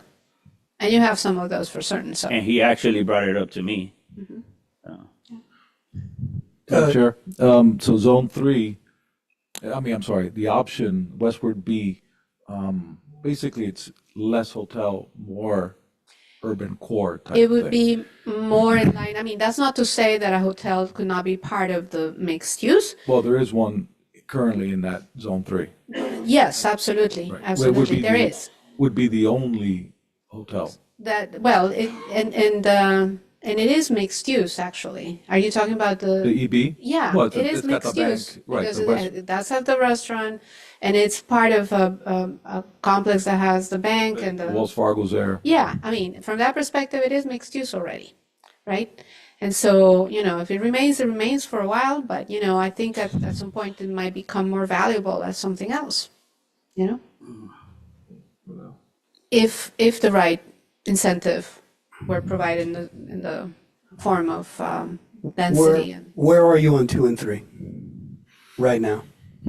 To your point about the hotels, I think 3, Westward B, that scenario. So your point about 2 and 3, you're saying? Well, yeah, 3 being, I'm looking at the map and, we're kind of limiting the hospitality zone with 3. And I think we kind of like that, right? Gathering from our discussions here, I think we're leaning towards that 3, that Westward B scenario, which is less That's where you're hospitality. at. That's where you're at. I'm asking you. I'm trying to get everybody. Me, where I'm at? right now. I think so. Could change. I think so because you're right. Your point is taken about what do the hotels ultimately give to the city. I think we could benefit more with that Westward B scenario as a city. I don't know. Am I making sense? Is that Yeah. do you guys? If again, that's why I hate to be redundant, but I'm trying to be clear that like if you're including it in Zone 3, like what is missing is that you want to allow for development that includes multifamily residential because that's what we've been kind of excluding by the charter language that limits it, I feel- particularly in this area. I feel right? so. I feel so. Okay, I so think then Westward B for you're me. you're in favor. Okay, so Councilman Lamas. Option 3, westward B. So 2 and 3 you're in favor of. Option 3, I think we have to find a fine balance. As someone that knocked on a lot of doors and I talked to a lot of people, I think what most people want is more residential mixed use. We are worried about hotels and the transient crowd that it brings in. Granted, there is a lot of crime in the area, but also you bring in those kinds of businesses. Now you're bringing in a different kind of crime, so it's just finding a perfect balance, right? So right. I'm for 3. Just to be clear, because you guys are like picking option 3, but option 3 is one of 2 potential areas, right? So I'm going to assume that when you guys say 3, it means that you're also in favor of 2, right? Yes. It's 2 Right, less and 2, 3. more 3. What do you mean less 2? Well, I'm looking at westward B, there's less of a blue area, which is the hospital. Correct me if I'm wrong. Yeah, Toby. what you mean, less zone 2. Right. Zone- And that's what- more zone 3. That's what I'm Yes, looking at, correct me yes, if I'm wrong, correct, right? Less correct. zone 2, more zone 3. Yes.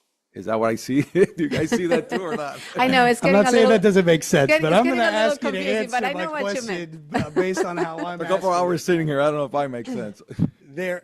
Here's maybe. Go back to 1, Sylvia. Let's go back to Here. 1. I know that about there's this? zone 1. No, hold on. Wait, go back. Go to the change to area 1, which is the 2 apartment buildings, please. The one you just had. Okay. So this is the one that I think is showing what you're saying. You we can go. take it or leave it for 1, which is the one on the water. But, if you want to include it, that's fine. And then you are okay with extending zone 3 all the way to East Drive. Because East Right is a demarcation. That would be the boundary But Sylvia, between please, you zone did 2 a and great 3. job of presenting it using numbers. I just want to make sure that everybody's clear about the numbers. Could you go to 1, please? Because right now we're just talking and there's no numbers. one- We're not to we're not one- going to get anywhere like that. Oh, you mean like Keep here? going. Keep going. This. Okay. Yes. These are No, that's not it. Yes, hold on. These are potential areas to expand into zone 3, the proposed which is zone 3. meant to be exempt from height restrictions and have and promote increased residential density. Yes. Everybody said yes to number 1. Yes. Okay, Agreed. now let's move to 2 and 3. I need a yes for number 2, which is just this, and a yes for number. So you could say yes to do. You guys are like, yeah, 3, but does that mean that 2 and 3. I was assuming you're in favor of 2, The idea right? is not to Because you said 3 and less 2. So Well, you have to include you're 2. talking about the zones. So we're going to take these one at a time. Are you in favor of zone 2, the Chase building and this apartment building, including that in zone 3? Are you in favor of that? Including, yes. Yes. Yes. Are you in favor? Yes.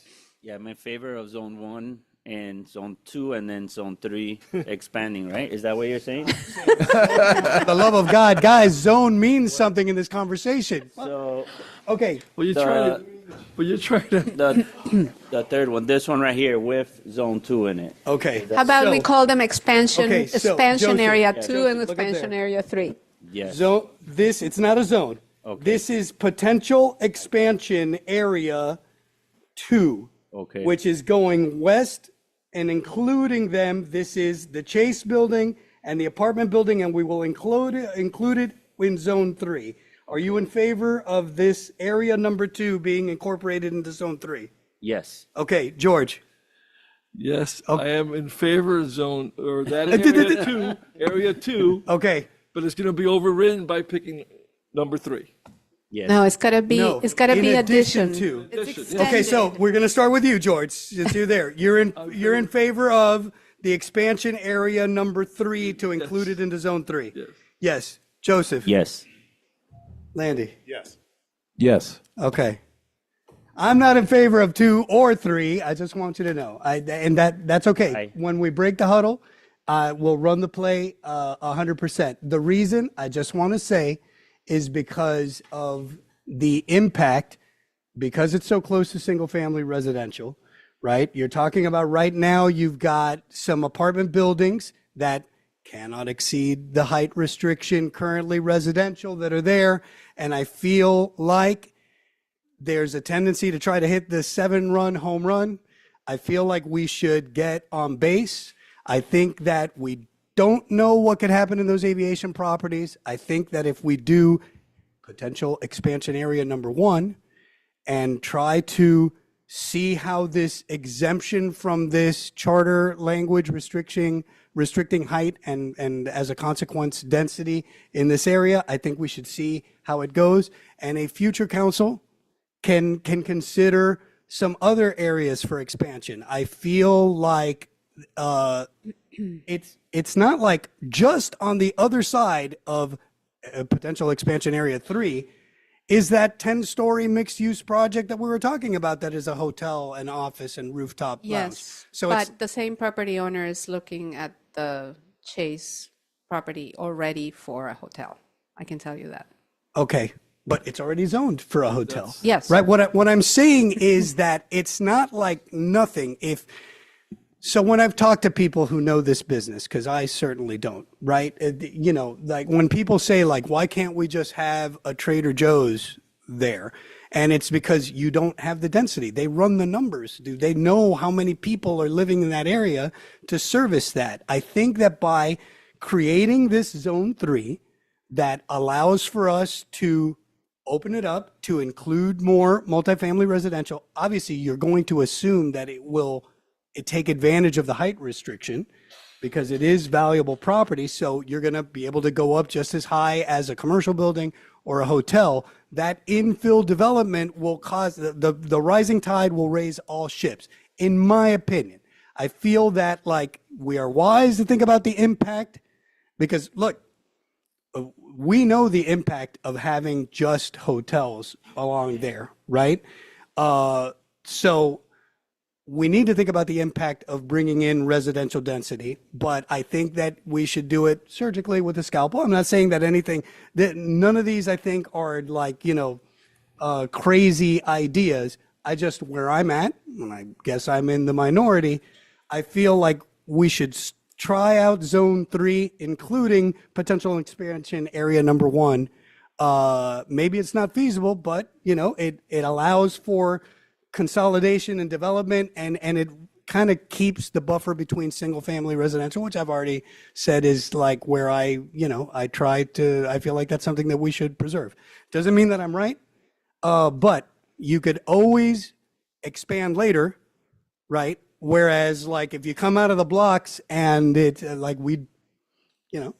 just that's where I'm at. But okay, so I think we have some consensus. What else do you have for Through the us? chair. Go ahead. I have to agree that I am trying to hit a home run on the first time I got here. So That's okay. I like to rely on your experience on this. All right. Through the chair, I don't think you're trying to hit a home run. You're just trying to not have to be here in 15 years from now and realize that nothing happened again.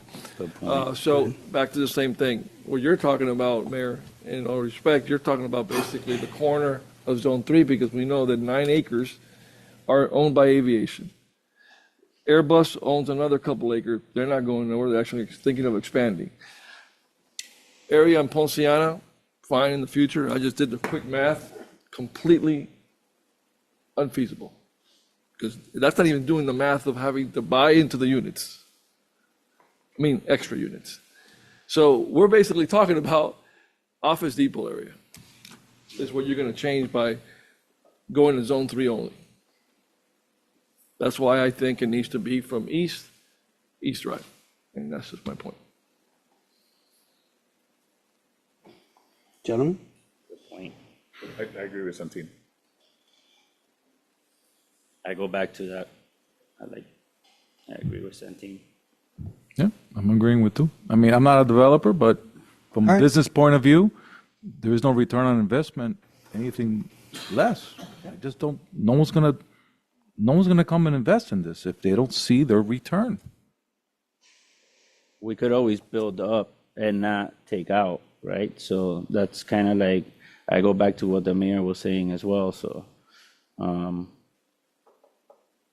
kind of in the middle right now with that. Okay. Well, I mean, we don't listen. And like I said, you guys, none of these are crazy ideas. These are all things that are grounded in, an analysis of the market. And we don't have to agree. It's actually best. The ultimate decision will be better off because we disagreed and had dissent and had a pillow fight about all these things. And hopefully with, our lack of 1000% agreement can get people to, wake up and come out and voice their opinion and let us know so we can have more surveys. Let's hear from, now that we have details, let's hear from the residents. I also would like to remind you that exempting this area from the charter restriction requires a charter amendment. Yes. So,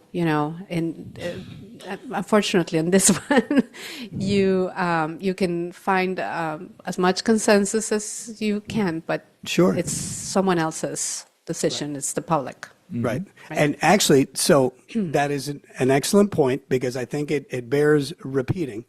Whether or not, if we were all on the same page, by ordinance, we could increase the allowed density. But without the voters in Miami Springs changing the charter to allow the height restriction, the increased density, we'd have to put people underground. So all of our efforts, no matter how much we may want to try to hit a home run, the ultimate decision makers will be the voters. And so I hope that at some point they will get behind what we're doing and give their opinions and we can go from there. But I think all great, it's great that we're discussing these things and thinking about doing something. I think that you have a valid point, right? You don't want to go through all of this and do something and find out later that you didn't really make a difference. We're I get that. communicating. We're communicating to the residents. We're open. We're transparent. We're showing them the benefits, the pros and cons. This is not done in secretive. This is like, hey, tell us what direction you want to go in. Yeah. Vote on it. Through the chair, ultimately, back to the same thing. The people will say what they want. Right. They have an opportunity to vote, and the people will tell us. Right. But the people, when they vote, what they can't do, Right. if they didn't vote, is say something about it. You're absolutely Their right. fault for not getting up and going vote Right. in April. So, yeah, ultimately the people, and I'm gonna be fine at that point. We did all we could, but we know what's right, what's best. Yet the public could still think contrary to us, and that's fine. The public is gonna have to live with it. And if the majority didn't like that idea, then they should have gone up to vote. Through the chair. So the public is relying on us to put the right question on the ballot. And I think that that's an excellent point because the voters will have a binary decision that will either say all yes or all no to what we put on that ballot. So I think that that's important to keep in mind because they can't write in 2 and not 3 or that it's whatever we decide. And if it goes down, it went down. And, so, And we move on. all right. Right. Yes, Shall we? please. Thank you. No, I mean, this is a really good discussion. But again, I mean, I think that for this particular zone to make it happen in this manner, it really requires one more step, which we can't really do anything about tonight, right? But it is important. And I think it is important for the public to see the discussion and to understand all the different arguments because, yes, is there impact from development? Is there impact from residential? Yes, but there's impact from every kind of development, right? And right now, our code says that we can have multifamily here as part of mixed use, but the other side of our mouth, we're saying no in the charter.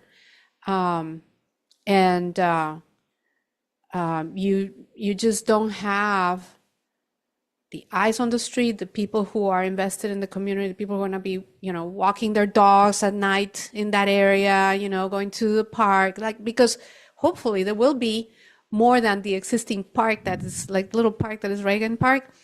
I think that part of the benefits package should be that developers need to contribute so that you can get or that they donate land, or that they, you know, donate money to improve the parks, that they provide facilities, you know, that are civic in nature. All of that is part of the equation. Sylvia, what was it was zone 2 that you were saying that we should promote a condo hotel mix? I'm saying that that use? should be a use that can be added into zones 2 and 3, actually. Okay. Yeah, I mean, it's just a I mean, different but what- option. What would the difference be? Because you could do, if you do a condo hotel, Mm-hmm. if you're not in an exempted area of the city, the charter language says if you have more than one residential unit, Yes, but you these can. So are it doesn't matter not- if it's They're hotel. not considered residential units. They're not hotel condos. They're not considered residential. No. Well, please elaborate on that. I did not know that. Well, I would have to go into the language that I had pulled, little research that I had done on that. But yes, a condo hotel is not a multifamily, is not considered a multifamily residential use. Is that a term of art? I mean, it seems straightforward. There's condos, so there's people living there, and it's a hotel. No, they're also? not living there. Okay, so No. what is okay? Basically, we got these it. are What is a condo they're hotel? units that are owned individually, but they are used as hotel units. I essentially. see. Yes. Okay, thank you for Yeah. clarifying that. But they're individually owned. Okay. Essentially, and they're like a whole building of these units. I got you. Yeah, and there's different ways to sort of approach them, but it gives you like a hybrid, you know, option. Okay. Okay, Let's so move on to something not controversial. yeah, Parking. yeah, well, parking. Yeah, there we go. It can be very controversial. I know this for That's a- not controversial. But this is something, the first sort of statement there is something that I had already mentioned for the other, well, for zone 1, actually, not for zone 2. In zone 2, and this is something I have to take back because I think in my first presentation I had said that the code today does not allow a shared parking reduction here for mixed use, but it does. It does allow for a reduction of 20% for mixed uses, right? So I would say that we continue to allow that, but maybe we look at the reductions, see, you know, whether they are there where they need to be. And the other part of it is that for zones 1 and 3, allow potentially off-site parking to be counted towards the requirement for parking for a project under specific conditions. And the reason why I want to consider that is because of the last bullet point there, which would be a long-term thing.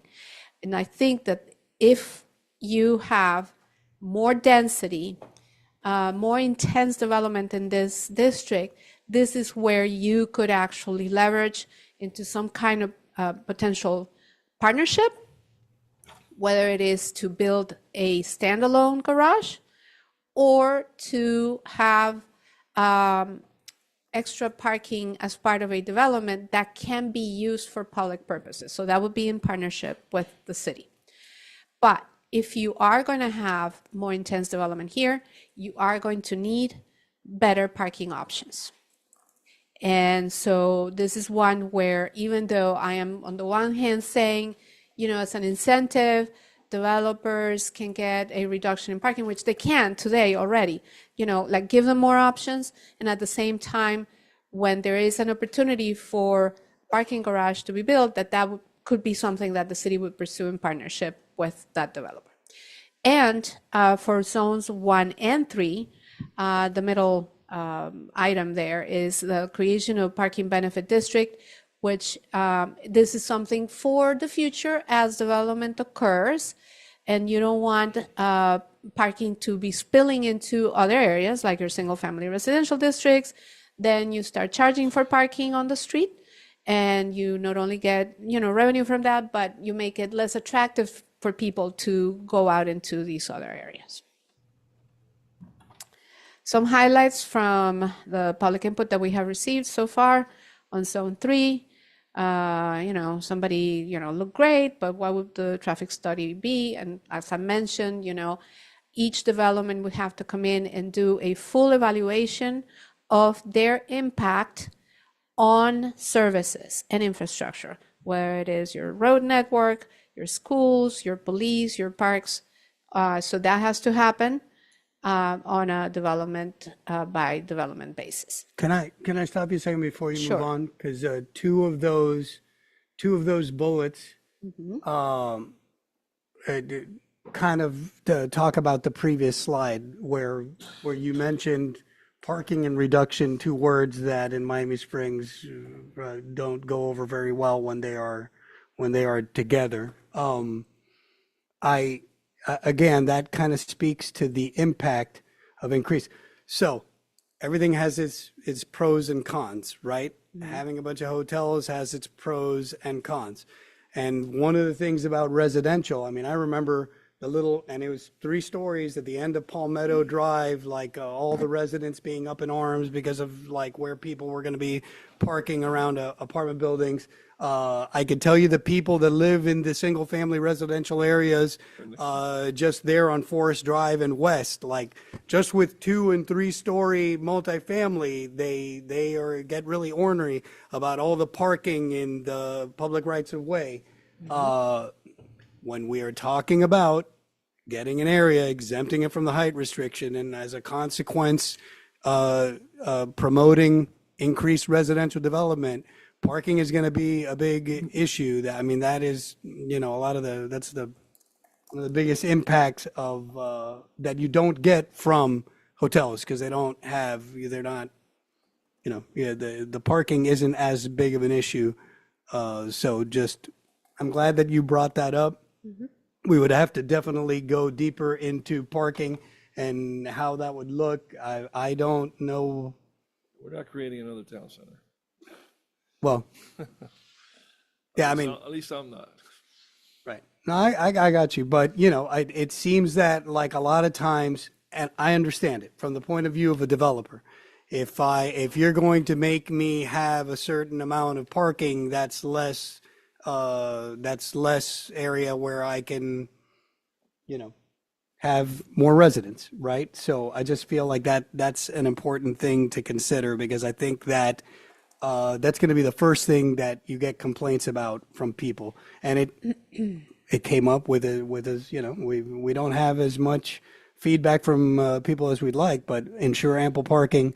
Hotel condos do not exclude parking. Like that's going to be at the forefront of people's concerns when we talk about what areas to include in this zone where we're promoting increased residential density. I will just mention, this is not something I'm suggesting, but just by way of information, that there are many communities around the country that have completely eliminated parking minimums in certain areas of their city, downtowns and other kind of urban districts. And there seems to be, the market taking care of it. Like a developer knows that they, unless there's a transit station right there where, definitely the development is going to be marketed to people who are going to be taking a train or whatever it is, that residents are going to be, buying with parking and that they need the parking that they're going to have to provide, Through the So- chair. In the case of a hotel, if they have a restaurant or they have a Yes. meeting area, then they should be able to provide ample parking for people Yes. not, guests of the hotel. Of course, a hotel is just a hotel. Sure, they don't need parking. They're renting Right. cars. But if they're now saying, "Oh, we're going to build a rooftop hotel and a nightclub, and we're going to have a room to rent out as a banquet hall," then they would make sense for them to provide parking. for that. Absolutely. And for that hospitality zone, zone 2, again, the code already allows for a reduction of parking for mixed use, but I'm not suggesting that we need to go further or that we allow off-site parking. Like zone 2 is the one area where I'm saying that, the development needs to provide the parking that it needs. Through the chair. I want to be clear. I said that I'm not going to allow another town center. I'm not going to allow another development that didn't give back a community benefit and the reductions that cause problems to the community with No, parking. there's, So whatever yeah, makes there's sense no for us, we'll reduction here. discuss it. Yeah, there's no reduction provided here for that.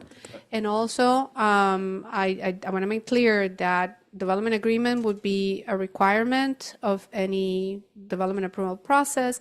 And then we also have the community, the public benefits agreement part of it, which is basically the same thing. Sylvia, just a quick clarification. For the development agreements, they would only be required if there's some sort of bonus that's received, not in all instances. Not in all instances, but yeah. Mhm. All right, so finally, getting to, I'm not going to have you try to read any of what's on this. This is just you have copies and you can look at it at your leisure, but I just kind of wanted to explain my thought process. I wanted to look at this in several ways, and this list looks at the topic areas that we had in the presentation, basically. This is just one page that I have on the screen. So it was like incentives, streamlining requirements, Zone 1, Zone 2, something, etc. And then looked at the different strategies and actions that were listed, just basically took them straight off the presentation. Identified the type of action that they are, and I'll go into that in just a moment. The mayor asked last time, what does this apply? Does this apply only to Northwest 36th Street, or does it apply? So I tried to give you some information about that, whether it is specific to these districts or specific even to one of the districts. And by districts, I mean Northwest 36th Street and Abraham Tract, or it's something that if we change it is going to be applicable to the entire city in terms of zoning code. Impact, feasibility, cost, time frame, who is responsible? That's, the beginnings. I mean, like all of this is preliminary, and you can look at this and you can mark it off and say, I disagree with this, be my guest, because, I actually would love to have that discussion. Do we need any partners to, like identified a few? And then my assessment based on all these factors of sort of the prioritization. But I want to kind of tell you a little bit about some of the factors. Actions I've classified into whether they require a study. For instance, for the parking benefits district, that would require a study to be done before you actually take. So the implementation is actually allowing for that study to move forward, not necessarily to adopt the benefits, the parking benefits district. Policy enabling, that would be something that you as the decision makers or policy makers would do in some instances. For example, deciding to move forward with a charter amendment initiative. That would be something that you do. Or the adoption of a community or public benefits program. That's a policy decision that you would make. Capacity building, that would be, for example, if the city adopts, if the city adopts this public benefits program, and then, JC needs someone in the finance department who's going to be the person that tracks the benefits, and, maybe that's building internally. Regulatory is all of the amendments that we've been talking about. Legal, obviously, you need your city attorneys to be on top of a lot of these things that we're proposing. Capital improvements, that's pretty obvious. Partnerships, programs. There are some things in here that are programs that they're the least of the suggestions, but there's a few.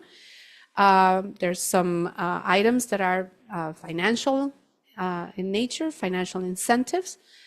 Some require intergovernmental collaboration, and then there are some actions that are purely administrative or procedural that are going to be in the city manager's purview.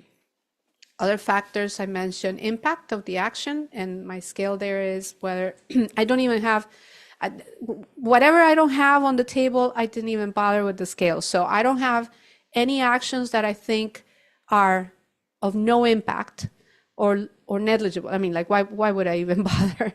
So my scale goes from moderate to major to transformative or game changer. Feasibility is like, again, also, I don't have anything here that is completely unfeasible. So it's from easy to practicable to feasible to challenging. Cost is just order of magnitude. That's a factor that is like, is it, no cost or low cost, whatever that could mean, we can decide what that is. But it's the difference, for example, between retaining a consultant versus, rebuilding all the streets in one of these districts, right?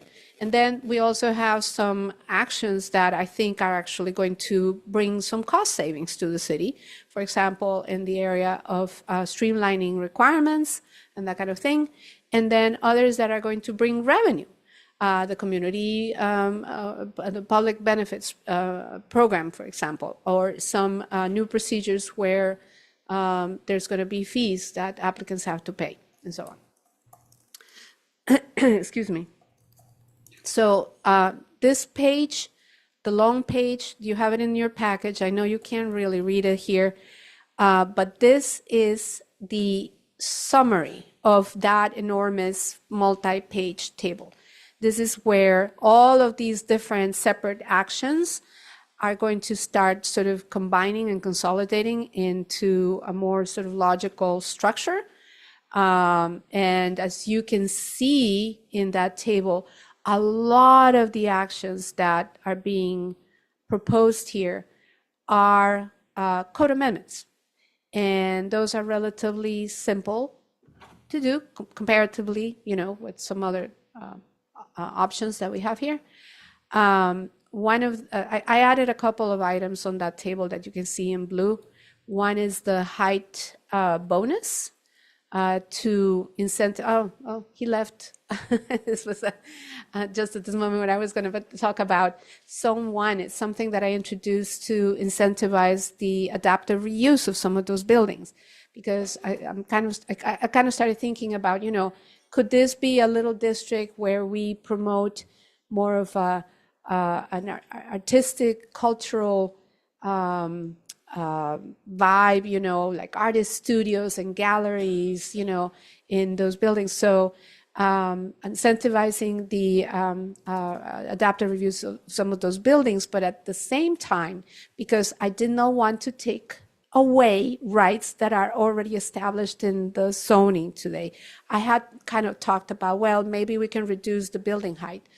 But I think that what maybe we could do is to give a height bonus within the same constraints that we have now. So like maybe go lower, but then give an incentive to go up to the same height that is in the code today if you have certain kinds of uses. So for instance, it could be live work units where you encourage artists to be, or galleries and cultural spaces and that kind of thing. I'm talking about adaptive reuse in Zone 1, Councilman Lamas. That was just for you and you left. Anyway, I'll tell you all about it separately.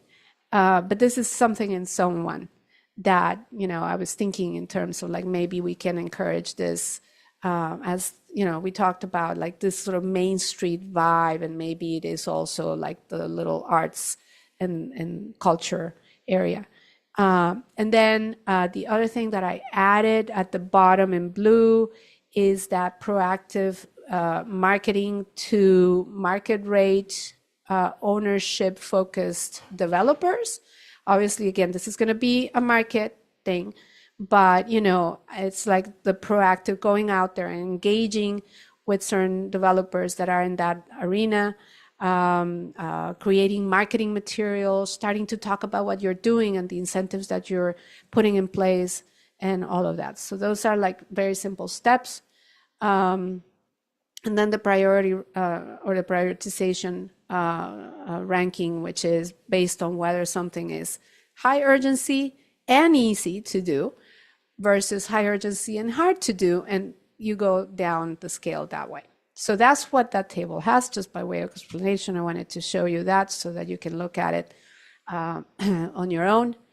And then the last thing that I have is this, what I'm calling the preliminary roadmap for my own sake. I mean, there are things that can shift in this. This was just sort of like for me to visualize how this would work. What are the things that have to happen first? The things that, need to happen before other things happen. So from my perspective is the first thing that needs to happen here is that, excuse me, we define the zone boundaries. That's sort of a little bit what you've been doing today. Maybe, there got to be like a formal vote on a zoning, amendment to do that. And one of the decisions involved in that is deciding, are we doing overlays or are we doing new zoning districts, right?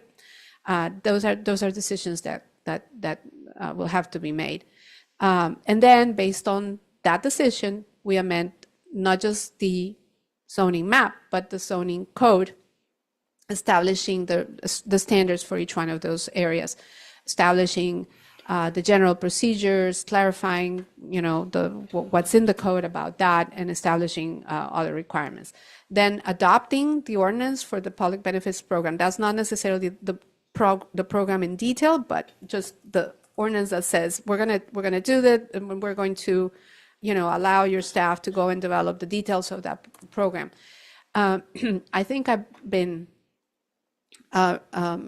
emphasizing a lot what I feel is the importance of having a marketing and public relations firm coming in and helping with certain questions, not the least of which is how you frame that charter question out to the public, how you message it, make sure that, there's no distortion of what the purpose is. But, aside from that, the place branding aspect and the whole branding of these districts and the initiative to revitalize them as well. Not putting in place funding, but beginning to think about and identifying potential sources of funding for some of these new initiatives, and amending the charter. That's sort of what has to happen. And the reason why it's under number 2 is because, there's a lead up to that. Amending the FLUM and the comp plan, if necessary. Maybe we don't need to do that if we go with overlays. And then amending the zoning code to streamline notice requirements. We talked about that. That's a very easy thing to do. And it can happen pretty early, and it will make a big difference.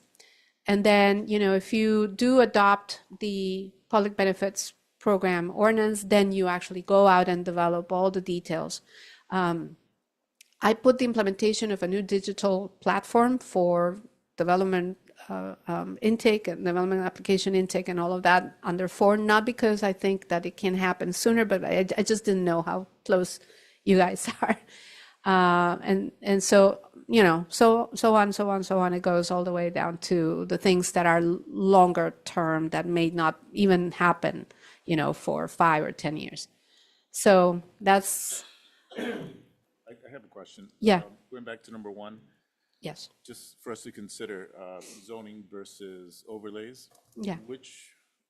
Heidi, maybe you could answer, which would keep us most nimble for future use to adapt to market changes?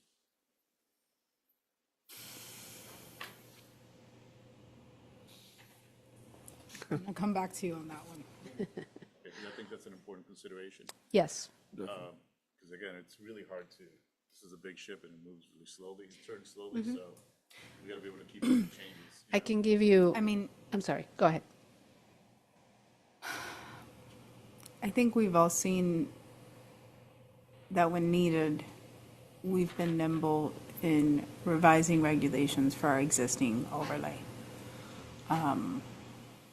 If you need to change something, you're still going to have to go through an ordinance change. So you're still going to have to go through 2 readings, possibly take it to a workshop, whatever the case may be. So sitting here, I don't know that there's a benefit per se from a regulatory standpoint.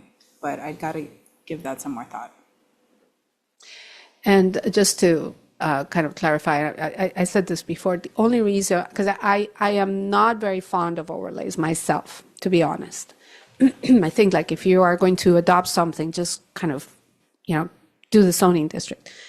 The only reason why I am now leaning towards the overlays is because that would allow us to move forward without amending our comprehensive plan and our future land use map. But that is not to say that's not an unsurmountable obstacle. And so if we adopt zoning districts, we can do the amendment to the comp plan relatively easy.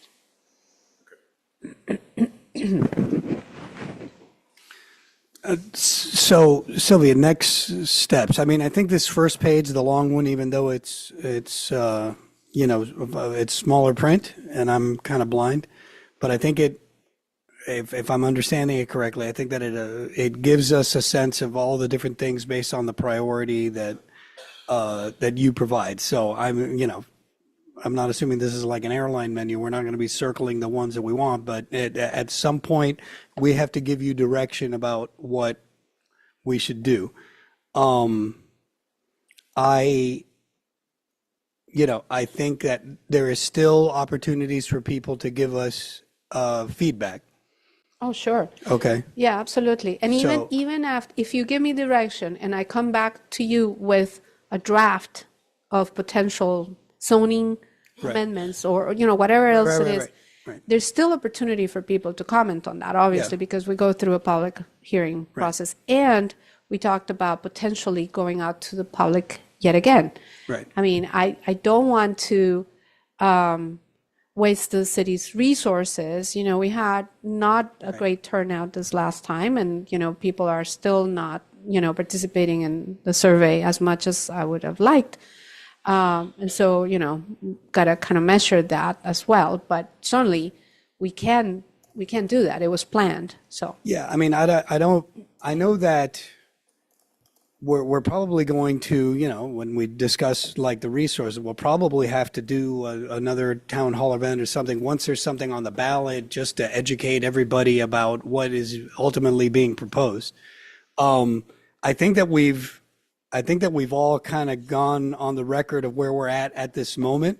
I think that this document is part of the backup, and people can opine. I'm sure that there'll be more conversation about it now that we've gotten into these two zones.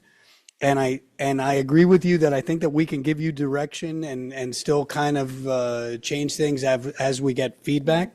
Given our track record of deciding between ones and twos and threes, maybe we shouldn't do this tonight. But maybe there's the point that at the next meeting, we will have something similar to this that we could say, hey, look, we've been hearing from people. Let's move forward on this, and then you guys can get started. Was that the thing, or did you want us to decide tonight? no. I know it's a lot to Through the chair, process. I thought we just decided about zone 3. I mean, I could have sworn it was That just was- 4 of us yeah. out of 5. right. But I we mean, need- this is like now everything all So I got it, but together. I'm saying the zones. Right. I think we kind of, Do you feel that you've gotten enough consensus for us to move forward on drafting Council. some things? I mean, I have had enough feedback to kind of get where you are, but I don't know if you all agree on each one of these. And perhaps, I wouldn't necessarily ask you to vote on any of these. Like, we can do maybe something at the next meeting where we go one by one and you say yes to this, no to that, as actions, right?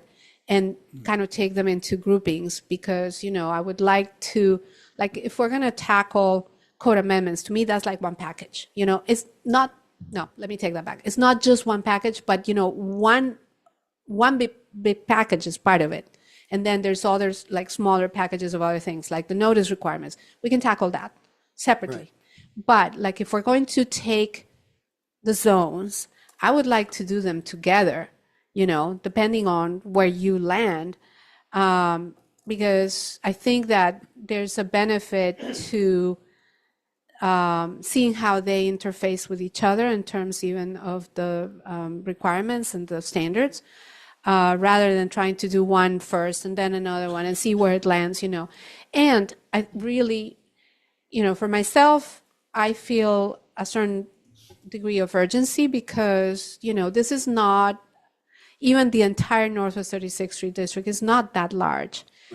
And every day when somebody comes in and tells me, oh, I want to do another hotel, it gives me palpitations, to be honest, because I see, like the potential for, a mixed opportunity for something that, could be different. But that's just me as a planner, I kind of like look at potential and, so. Right. Chair, I apologize, Mayor, but I thought we've already did this. I honestly do. Zone 1, to me, I think, I like it. Zone 2, I like it. Zone 3, the way we all agreed, 4 out of the 5, to expand, we all like it. Zone 4, we all like it. It's the Abraham track. So we already established that we want 1, 2, 3, and 4 to look like they do right now. So But as the part of the structure. conversations for each zone, you had things that were like long-term Yeah. things. I mean, like, I think that by virtue of looking at the different priorities, I mean, that's why, listen, far be it from me to try to, I'm not in favor of delaying things or ignoring urgency, right? I feel like I've been leading on that. But I mean, I would like to be able to go, I think that this is a cogent summary and you've kind of prioritized things. I mean, we could say all the 1s and 2s. It's just that there were things in each zone that were not all immediately actionable. I feel like, and we kept saying like, Yeah, we're yeah. presenting everything, so that And we just- would kind of, Yeah, just to be clear, what I tried to do in this table that is on the screen right now is to sort of separate those. Like I tried to group everything that is a code amendment. Right. Not all of them Right. have to happen at the same time, but like the zone structure, maybe that happens at the same time. And so like some of those other actions that you mentioned are towards the bottom. so like, for instance, yeah. you have I'm looking at priority. Yeah. Right? Because in order to not delay, right, we could work on the things that are most urgent and important, right, given that we have pretty much consensus on a lot of things, but not everything. I'm looking at amend the airport Gulf zoning district to complement zone 1. That's priority 3 because I'm looking That's- at, but that's yeah. like a long-term later. thing, right? So Yeah. then I'm thinking, okay, well, if we need to give some direction tonight, just work on the 1s and 2s. I'd like to really be able to go through them, but then I'm looking at other 3s, and I feel like those are probably need to happen now, right? Community meeting requirement. I'm not saying that it's any less important, but that's something that has to happen. It's not as long-term. No, it's not. So- No, but just to be clear, that is a requirement that we would adopt into the code, that site plan projects that go through in these zones would be required, like developers would be Right. required to have and so the reason why, it's not like top priority is only because we don't have any projects yet. So we have a little I bit of got you. time. I got you. Okay, so then don't get caught up in my example. How did you created this document? Yes. Do you think that we should give you direction based on this document, maybe do it next meeting? Or do you I think feel that would like, be wise. or do yes. you feel like with everything that you've presented that you are like the waiter that doesn't write down the order and you have it all up here? I Because have some I don't know ideas that we in were my that head. clear about, Let me make a suggestion. right. You guys gave direction Right. today, and we're going to continue with that direction. This was given to you earlier today, so obviously, we're not going to expect you guys to give us feedback on it. So Right. we'll bring this back All right. and have comments, and this will kind of like, we already have the direction, this will kind of refine and how we approach implementing your vision, the collective vision. So not today, we'll bring it back either at the next meeting, and I'll strategize with Sylvia and how best we can. I almost would, just to give you my final thought, I almost would recommend that you look at this even shorter table because there are a lot of actions on the other side, on this one, where it is like, zone 1 or zone 2, they have the same thing. Review the permitted uses, so we look at the permitted uses in all of these. So I'm like the shorter one, I just consolidated that because, we're not going to be doing those separately. We're going to be reviewing the permitted uses for the entire district. And then we're going to adapt, and adjust to each one of the new zones, but they have to be done first. Those zones have to be identified and adopted first. So, I mean, I think that this could be an easier way to look at it. And then you kind of lean back on this one to give you more detail. And if you want even more detail, then you go back to this. No, don't go there. Don't go ahead. All right, go to the easy one. It doesn't, again, keep going. The other one. Okay. I'm looking at that, right? I'm looking at everything in one. By the way, the numbers are not necessarily priority. There's just like sort of a roadmap, like exactly like what it says in the title. It's like the idea of, if these things happen, what should happen first? Okay, so That's if I'm reading this correctly, right, when we send you now to start drafting this stuff, it's for the things in 1 and 2, right? Along that roadmap, right?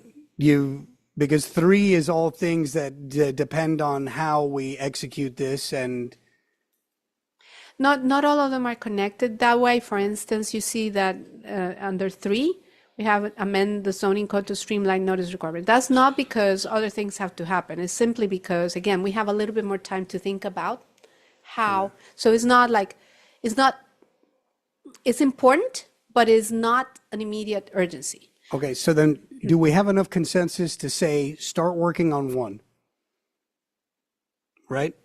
I know that we discussed each of the zones. We discussed amending some zoning codes. Maybe that doesn't include some of the things that were more just ideas and not like directly actionable steps. Am I right in saying that? If I say Yeah. 1, okay, all right. Well, if we have consensus on 1, we move forward on that. And then what's the expectation? When are we going to have a draft? We're not going to have to talk about it again until you have a draft. What's our timeline? I'm going to say, well, of course, I've been kind of like working this in my head and I think I have it so clearly, but the devil is in the details. So I'm going to say it's going to be, a couple of months at least, because once we get into the detail, now I have good direction from you as to the zones, I think, how those are going to be structured. So that part is easy. And if you all are, at least in agreement that I should explore the options that I've laid out for each one of those zones, you can say no when we come back and I'm like, well, I don't like it, Right. But, I would like to put some language in front of you for each one of them so that you can see whether you like it or not. And then, I would love to work with Heidi on the public benefits program and the manager, obviously, and kind of come up with an ordinance which can be independent from these amendments and could even happen sooner. So, but it's sort of part of that like first step. Through the chair, and So also, a couple of months, I'm sorry. and also through the chair, as Councilman Lamas mentioned about the overlay district, we're going to wait for getting an expert opinion, whether overlay or do we call it districts or zoning districts or whatever. Okay.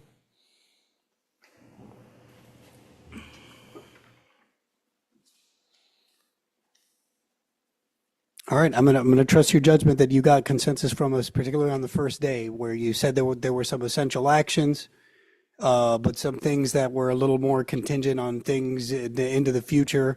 you're not going to focus on those things. You're going to focus on No, the things that get us through number definitely. one, with the goal of getting to number two. Right? Yes. We were backwards planning. Yes. There was an election because you have to make do a charter amendment. Yes. There was an April election, 2026. That was what we were targeting. So we worked backwards from there, but we're going to focus on number one. And by the end of December, before the end of December, you'll come back to us with some things. And then that should have given Yeah. people plenty of opportunity to give feedback. Yeah, and I think, I'm sorry, I was just gonna say, I think that now that I more or less know what you want me to do, I can come back with a little bit more of a schedule breakdown. I was just going to add that with respect to, we had, a couple months ago, we circulated a sort of timeline of events. And it was by date and your upcoming council meetings. And so I think the date that you may want to keep in mind is when are you going to conduct a special election if you are changing the charter, which this is calling for. Just a date that I picked, this is not a date that we've conferred with the supervisor of elections, but just a date that's seemed reasonable is Tuesday, April 7th, 2026. The reason for that is I think there were some other local elections happening that date. Obviously, I know that that is not your regular election day. Your regular election doesn't happen until a year after that. But if you work backwards, the council would effectively have to call for that special election and have the language of what is going to appear on the ballot by December of this year. December of this year. So Isn't that when we just said we would get our first look at the draft? yes, on the ordinance. You don't necessarily need the ordinance to call for the election. Got you. Okay, so we want to make sure we get the ordinance right, I got you. but I just want you to have that in mind, okay? And we can talk further about Makes sense. options, but, Makes sense. and that's not the date you have to have your election, but just as you're thinking about, next steps, just especially for those of you who are newer to council, when we are calling for a special election, we have to coordinate that date. Our clerk works with the supervisor of elections and asks for a date. The supervisor has to grant us permission to have an election on a given date. So obviously next year, there are countywide primaries, there are countywide general elections, and obviously it's the US midterms. So, you can be looking at other dates. And I know I've said this before, I don't think it's I don't think it's what the council would want, but you also have the option of doing a mail ballot. So you have various options to think about. You don't have to make a decision tonight, but just keep that in the back of your mind. To the chair. Yeah, I like that date. I think timing wise is perfect. It's a year away from our next election. And it gives us enough time to see some of our vision come to fruition. So April 7th is good. We're also have a unique situation where our terms are just 2 years. So we have to work hard. We have to work together. And I think it's a good date. I would just point out, if we have to specify the language on the ballot for April by the end of December, and that's when we are getting the draft of what we've just given consensus for, I mean, we're basically going to be replacing the statue with a bag of sand like in Indiana Jones, like that's going to happen at the end of December. We're going to get the draft language and we're going to say yes, no, whatever we're going to say, and then we have to decide what the language is going to be on the ballot. That's what you were saying? You can do it that way. Can we do it later? Can we ask for the election and finalize the language later than end of December? So I think it will be helpful to myself and the clerk's office to know what is the latest that you would like to have the election, so that we can coordinate that with the supervisor. and then find out what is the latest that that office will need us to submit. You guys can chime in. It strikes me that anything that we do different from what we normally do is just the optics of that I don't like in terms of like, I feel like if we do a mail-in ballot, it's going to, like raise eyebrows. I think that if we do it, like, we have preserved the fact that we have standalone elections in April. And we don't want to do it, piggybacking on like a general election. So I feel like what would be best for our residents is to ask them for their opinion the way we've always asked it, is in a standalone election in April. I don't know how late in April, but I mean, we usually do it at the beginning of April. So I feel like that should be the goal, unless you guys think otherwise, that we should do something funky. But I just feel like, To And the just for you to chair, have- I'm looking at 2026 elections, right? So what you said about April 7th, There's the an Bay April Harbor 7th and Islands, April general 14th. election, Surfside runoff. There's something April 14th, West Miami municipal election, May 7th, Bay Harbor. No election scheduled for June or July. I see your point about trying to, but there's nothing that we would really tag on to, at least what I see here. I don't, it would be in August. right. The next August one. primary election, August 18th. So can we shoot for August 18th? Is that You too want to have late? it with the primary, A state, maybe even federal, state, county ballot, our question would be at the bottom of all of that. And we want that, right, for turnout? I mean, that was the question. I don't know if that is the best way to gauge what, I mean, this is a big question and we're putting it to the residents. I feel like, so if Bell Harbor is having an election, it's not going to be on their ballot.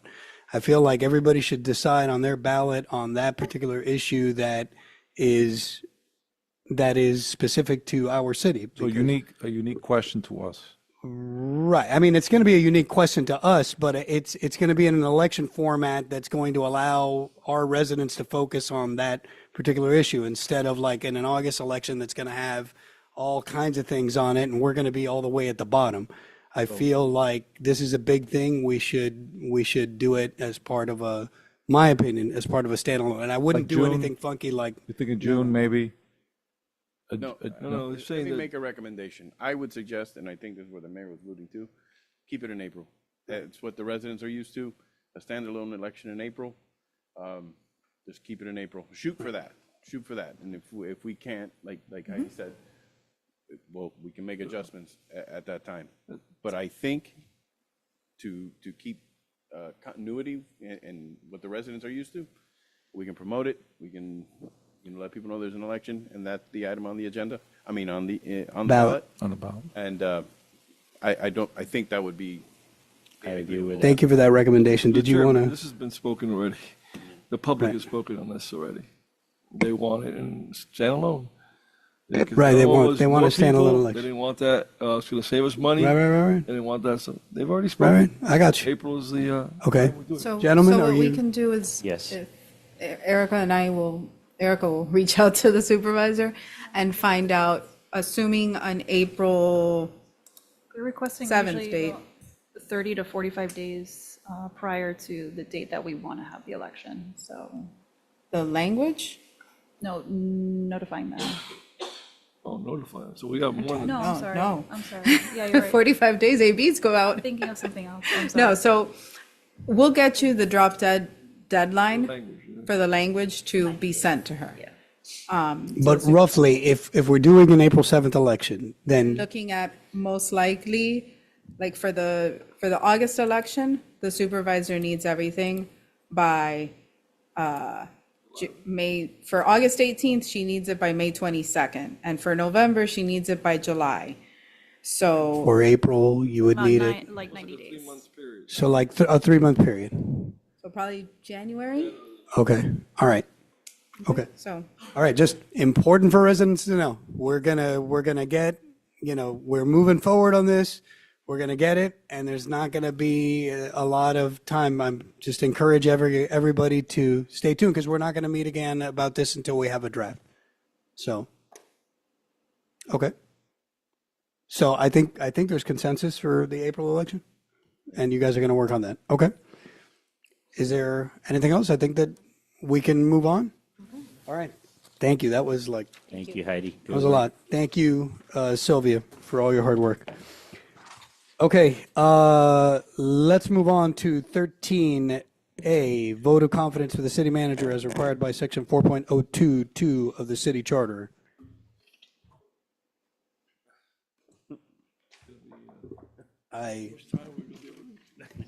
Do we just, Say is, it continues to be a pleasure to serve as city manager.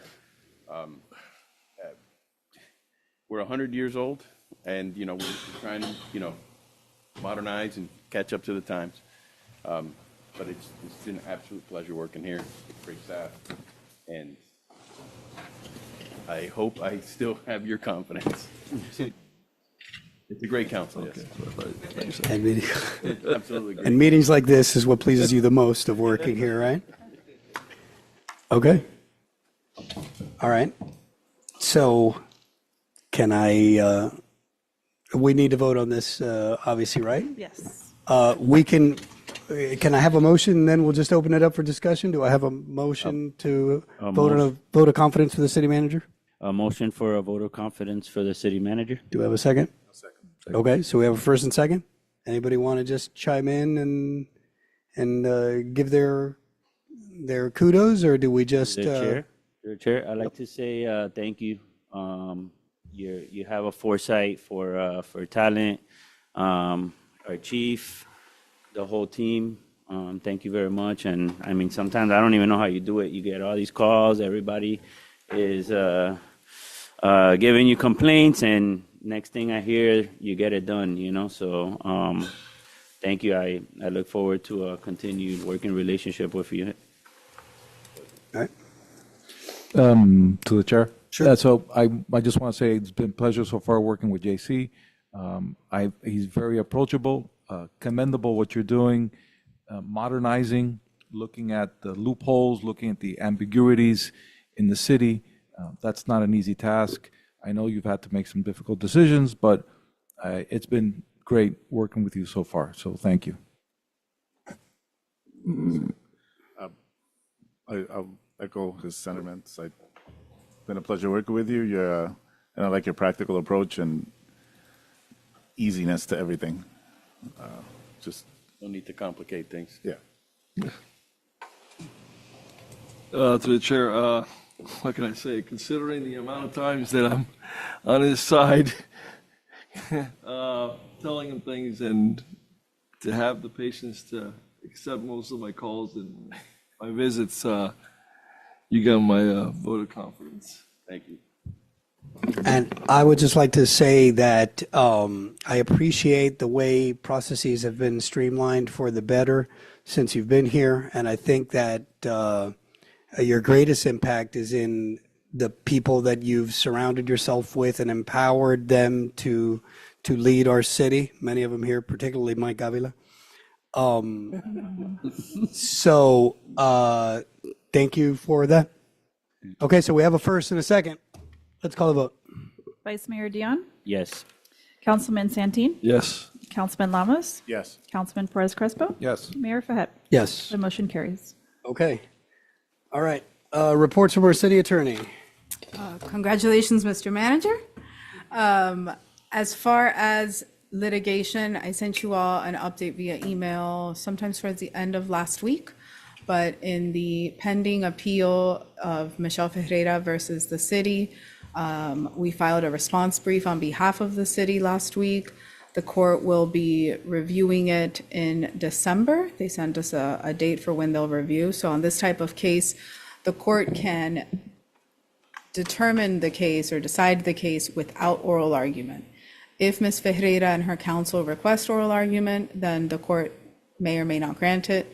But let's assume that they will grant it if it's requested, then we'll let you know the date of that oral argument, and both sides will go to court and present the arguments.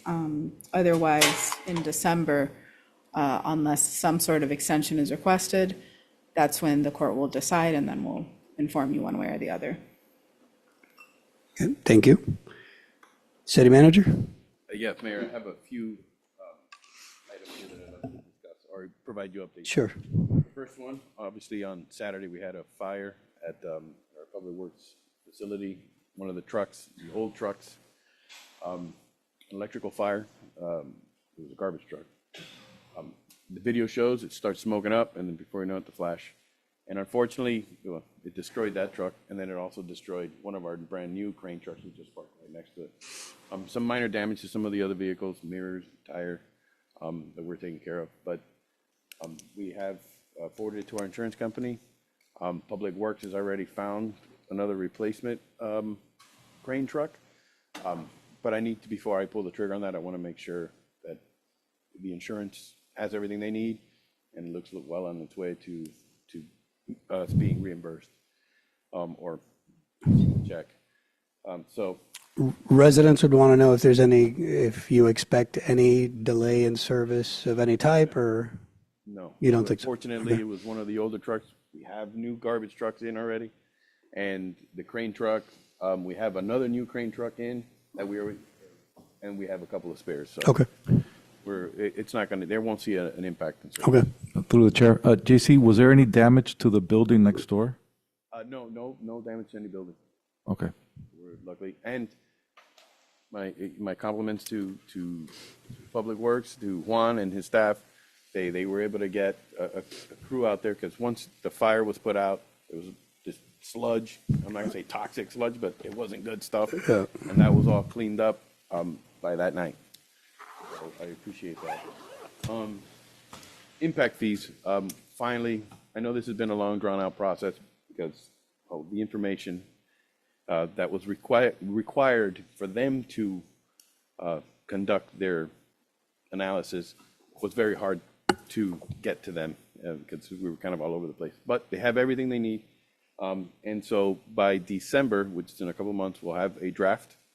And then by January, February, we'll be having our public input meetings, our public meetings, and hopefully the legislation will come around that time. So I wanted to give you guys an update on that. FPL, I know I don't want to leave this meeting without talking about FPL. They're going to be having their public input meeting, their town hall meeting on the 20th. 20. Now, I have been speaking to the folks at FPL about putting it in the easement. I mean, putting the easement or getting the easement in the alley. The alley. They're receptive. So I'm hopeful that something can come out of that, and they changed their policy, if you will. So I'll provide an update, or hopefully they'll have an update by the time they have their town hall meeting. The passport facility across the street, or the new proposed passport facility, it's complete. Now we're ordering or putting the computers and stuff and doing everything there. We're hoping to have a ribbon cutting on the 15th of this month. So you'll see the passport facility move across the street, and we'll be able to offer more appointments and continue to generate some revenues there and provide that services for residents and visitors. Shortly, well, Public Works is already done with that, the crew. We're going to be moving into renovating our council chambers next. We're going to give this a little facelift, which kind of needs it a little bit. So you'll see that happening in the next couple of weeks, in the next month or so. And so we'll be having our next meeting. I believe the next meeting is going to be at the theater. theater. Let's see here. I do want to clarify. I don't usually comment on public comments from earlier today, but sometimes a comment is made that is meant to cause harm and to somebody's reputation. Matt Castillo earlier today, not earlier today, somebody who spoke earlier today insinuated that our chief was violating the nepotism law, or has violated the nepotism law. And nothing can be further from the truth. That is flat out false.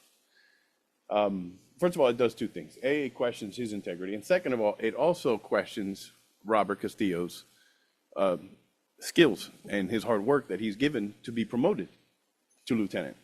So I just want to go on the record and say that First of all, Chief Castillo was just in the academy when Robert Castillo was hired. The second is when he was promoted to sergeant, that was done by Armando Guzman, Chief Armando Guzman. He aced the test. He was the only one of the 5 that actually passed the test, and he was promoted to sergeant. And it was Chief Deal that promoted him to lieutenant. It wasn't Chief Castillo. So, we have 2 very good, they happen to be brothers, and it happens. We have 2 amazing officers that served this community for 14 years, 15 years. And for somebody to come in and try to cast doubt on their integrity and their hard work, no, I'm just not going to tolerate that. So Good job. I want to go on the record to say that. I just want to say thank you very much, Chief, for all you do. All right? Thanks. That's all I have to say. All right. Can I, so 2 things. During public forum, somebody mentioned something about the city phones. I know at one point today do you want to just update us on the city phones? Because I know that's something that happened briefly today during the day. Yeah, the city phone service has been terrible, to say the least. I'm just going to be blunt. It's been terrible. Apparently this contract that we have is like an ironclad contract with them, but that comes to an end now, I think November, December. We've already identified, IT has already identified who's going to replace them. We have the contract already approved, and hopefully by December we'll be switching that over. Yeah, our telephone system, sometimes people can't access voicemail, people, they get routed to the wrong numbers. It's terrible, and just a little patience and we'll get that fixed very soon. The other thing that I wanted to make comment on, that other resident and his frustrations regarding the building department, I do want to apologize because I met with them, and I reviewed the process that they've gone through. And he's right, the system is a little archaic, it's a little behind, and we're working on that to modernize that, and so we can provide comments digitally, and they can submit digitally. Everything's very manual and very labor intensive, and so sometimes it can get lost in the circulation and in the review. Well, wasn't that process part of the essential actions that Sylvia mentioned that we're moving forward on? Discussion about this. Okay. So we have Track It, or what they call Central Square. We're upgrading the system and retraining staff. We purchased this software some years ago. It was, like I say, it was never taken out of second gear. It's a great software, but it wasn't taken out of second gear. So we've only used it some, but not to its full potential. So we're now, Central Square has offered to update it at no cost to us. So we're in that process. And we have somebody that is going to come train and make sure that we're using it the best way. So I'm addressing that as well.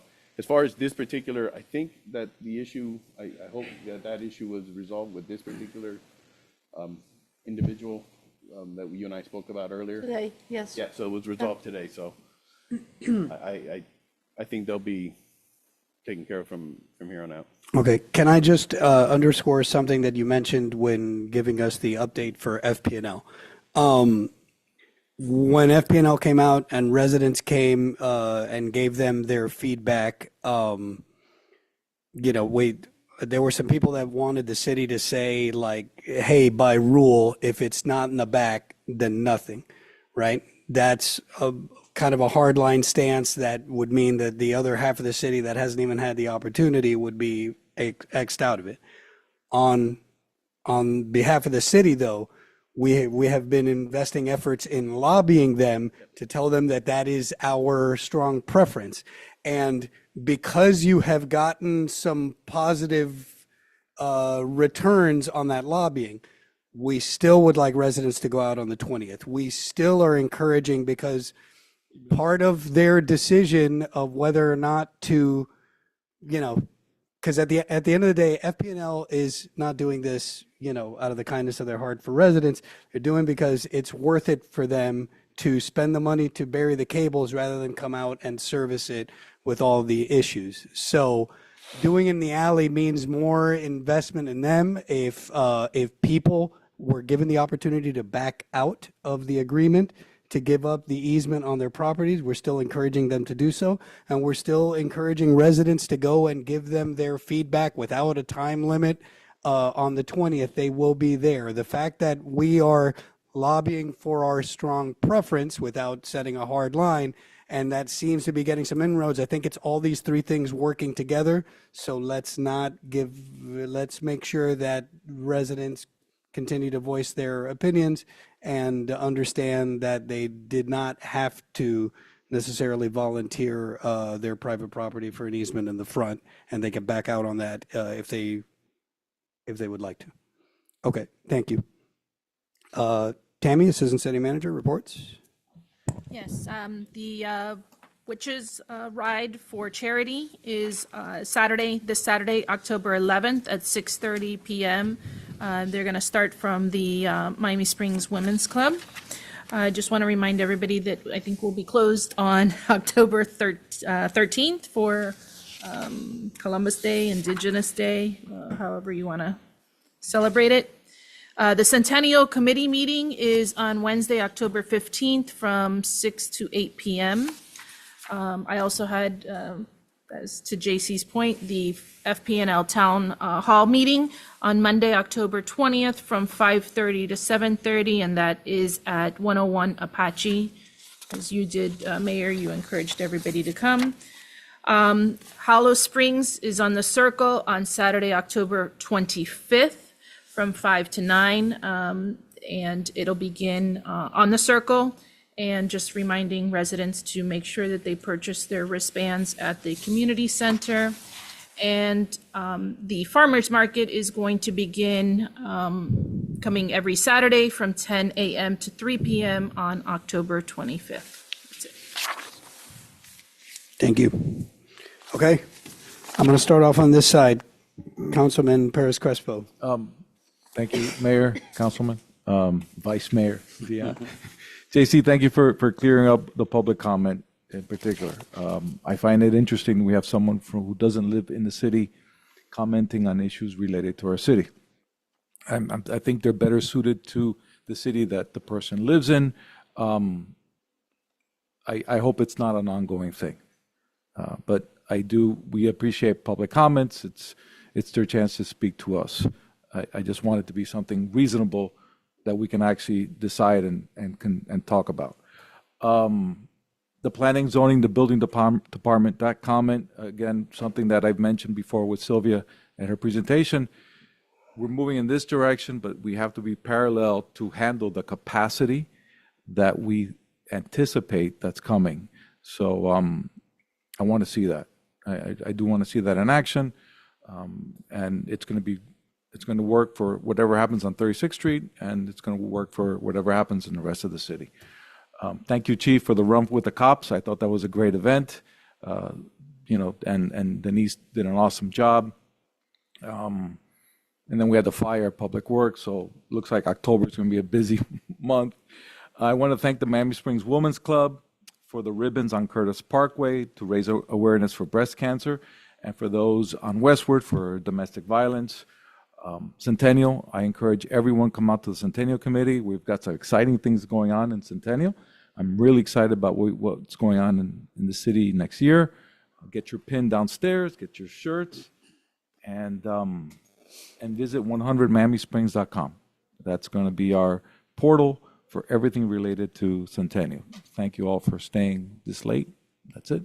Thank you. Councilman Lamas. Just want to thank Sylvia for a great presentation and everybody's input. Passionate, but much needed. So thank you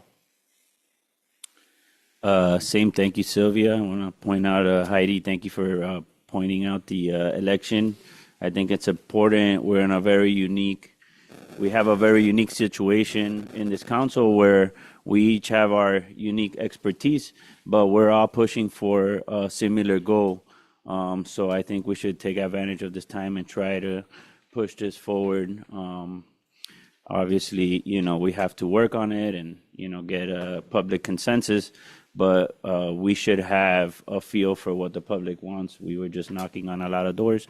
I want to thank the chief for an amazing run with the cops. Also, I want to wish my wife a happy anniversary.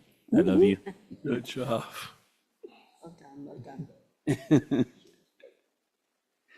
Councilman? As well, Sylvia, thank you for your hard work. I think you're starting to see the light at the end of the tunnel in reference to all the roadblocks that we gave you to get to this day. So I think things will get a little smoother and things will be expedited a little quicker to get the what most of us has is our vision. So I appreciate that. And Chief, I think next time you gotta maybe bring it down to 2.5K, then maybe I'll be able to participate. 1.5. It's all good. But actually, in reference to Centennial, many here helped out at the Miami International Auto Show. We actually had probably our first booth that had marketing of our town, of our big event, November 1st, motorcycle show. And it was great because what amazed me the most was how many people have some ties to Miami Springs, whether they live there and they were like, oh, wow, you guys are here? What are you doing? And also just that they knew somebody or at the early ages of their life, they lived here or passed by through here. So a lot of ties to Miami Springs. I think we all know it, that this is a small town, but somehow there's a lot of ties to a lot of people. So it was great to hear from the public. Many were surprised to hear that Glenn Curtis exists, let alone he's our founder. So it was a win-win for our city and for the show. Hopefully November 1st, come out. It's going to be the largest vintage motorcycle show in Dade County, including the 1907 motorcycle replica, of course, that Glenn Curtis broke the world record in Daytona Beach in 1907. So look forward to all these events coming forward. Thank you. It's at from 10 to 4, Saturday, November 1st. Thank you. And I just want to thank Sylvia because it's been a long time coming getting to this point. I think that we're endeavoring in worthy pursuits. We're trying to do big things. We're trying to do some things that will have a lasting impact on the city. So I thank you guys for wanting to tackle that, and I thank Sylvia and staff for allowing us to try to do what we think will be in the best interest of the city and put us in the best position for the future. So thank you. All right, this meeting is adjourned at 9:15. Thank you. Good night.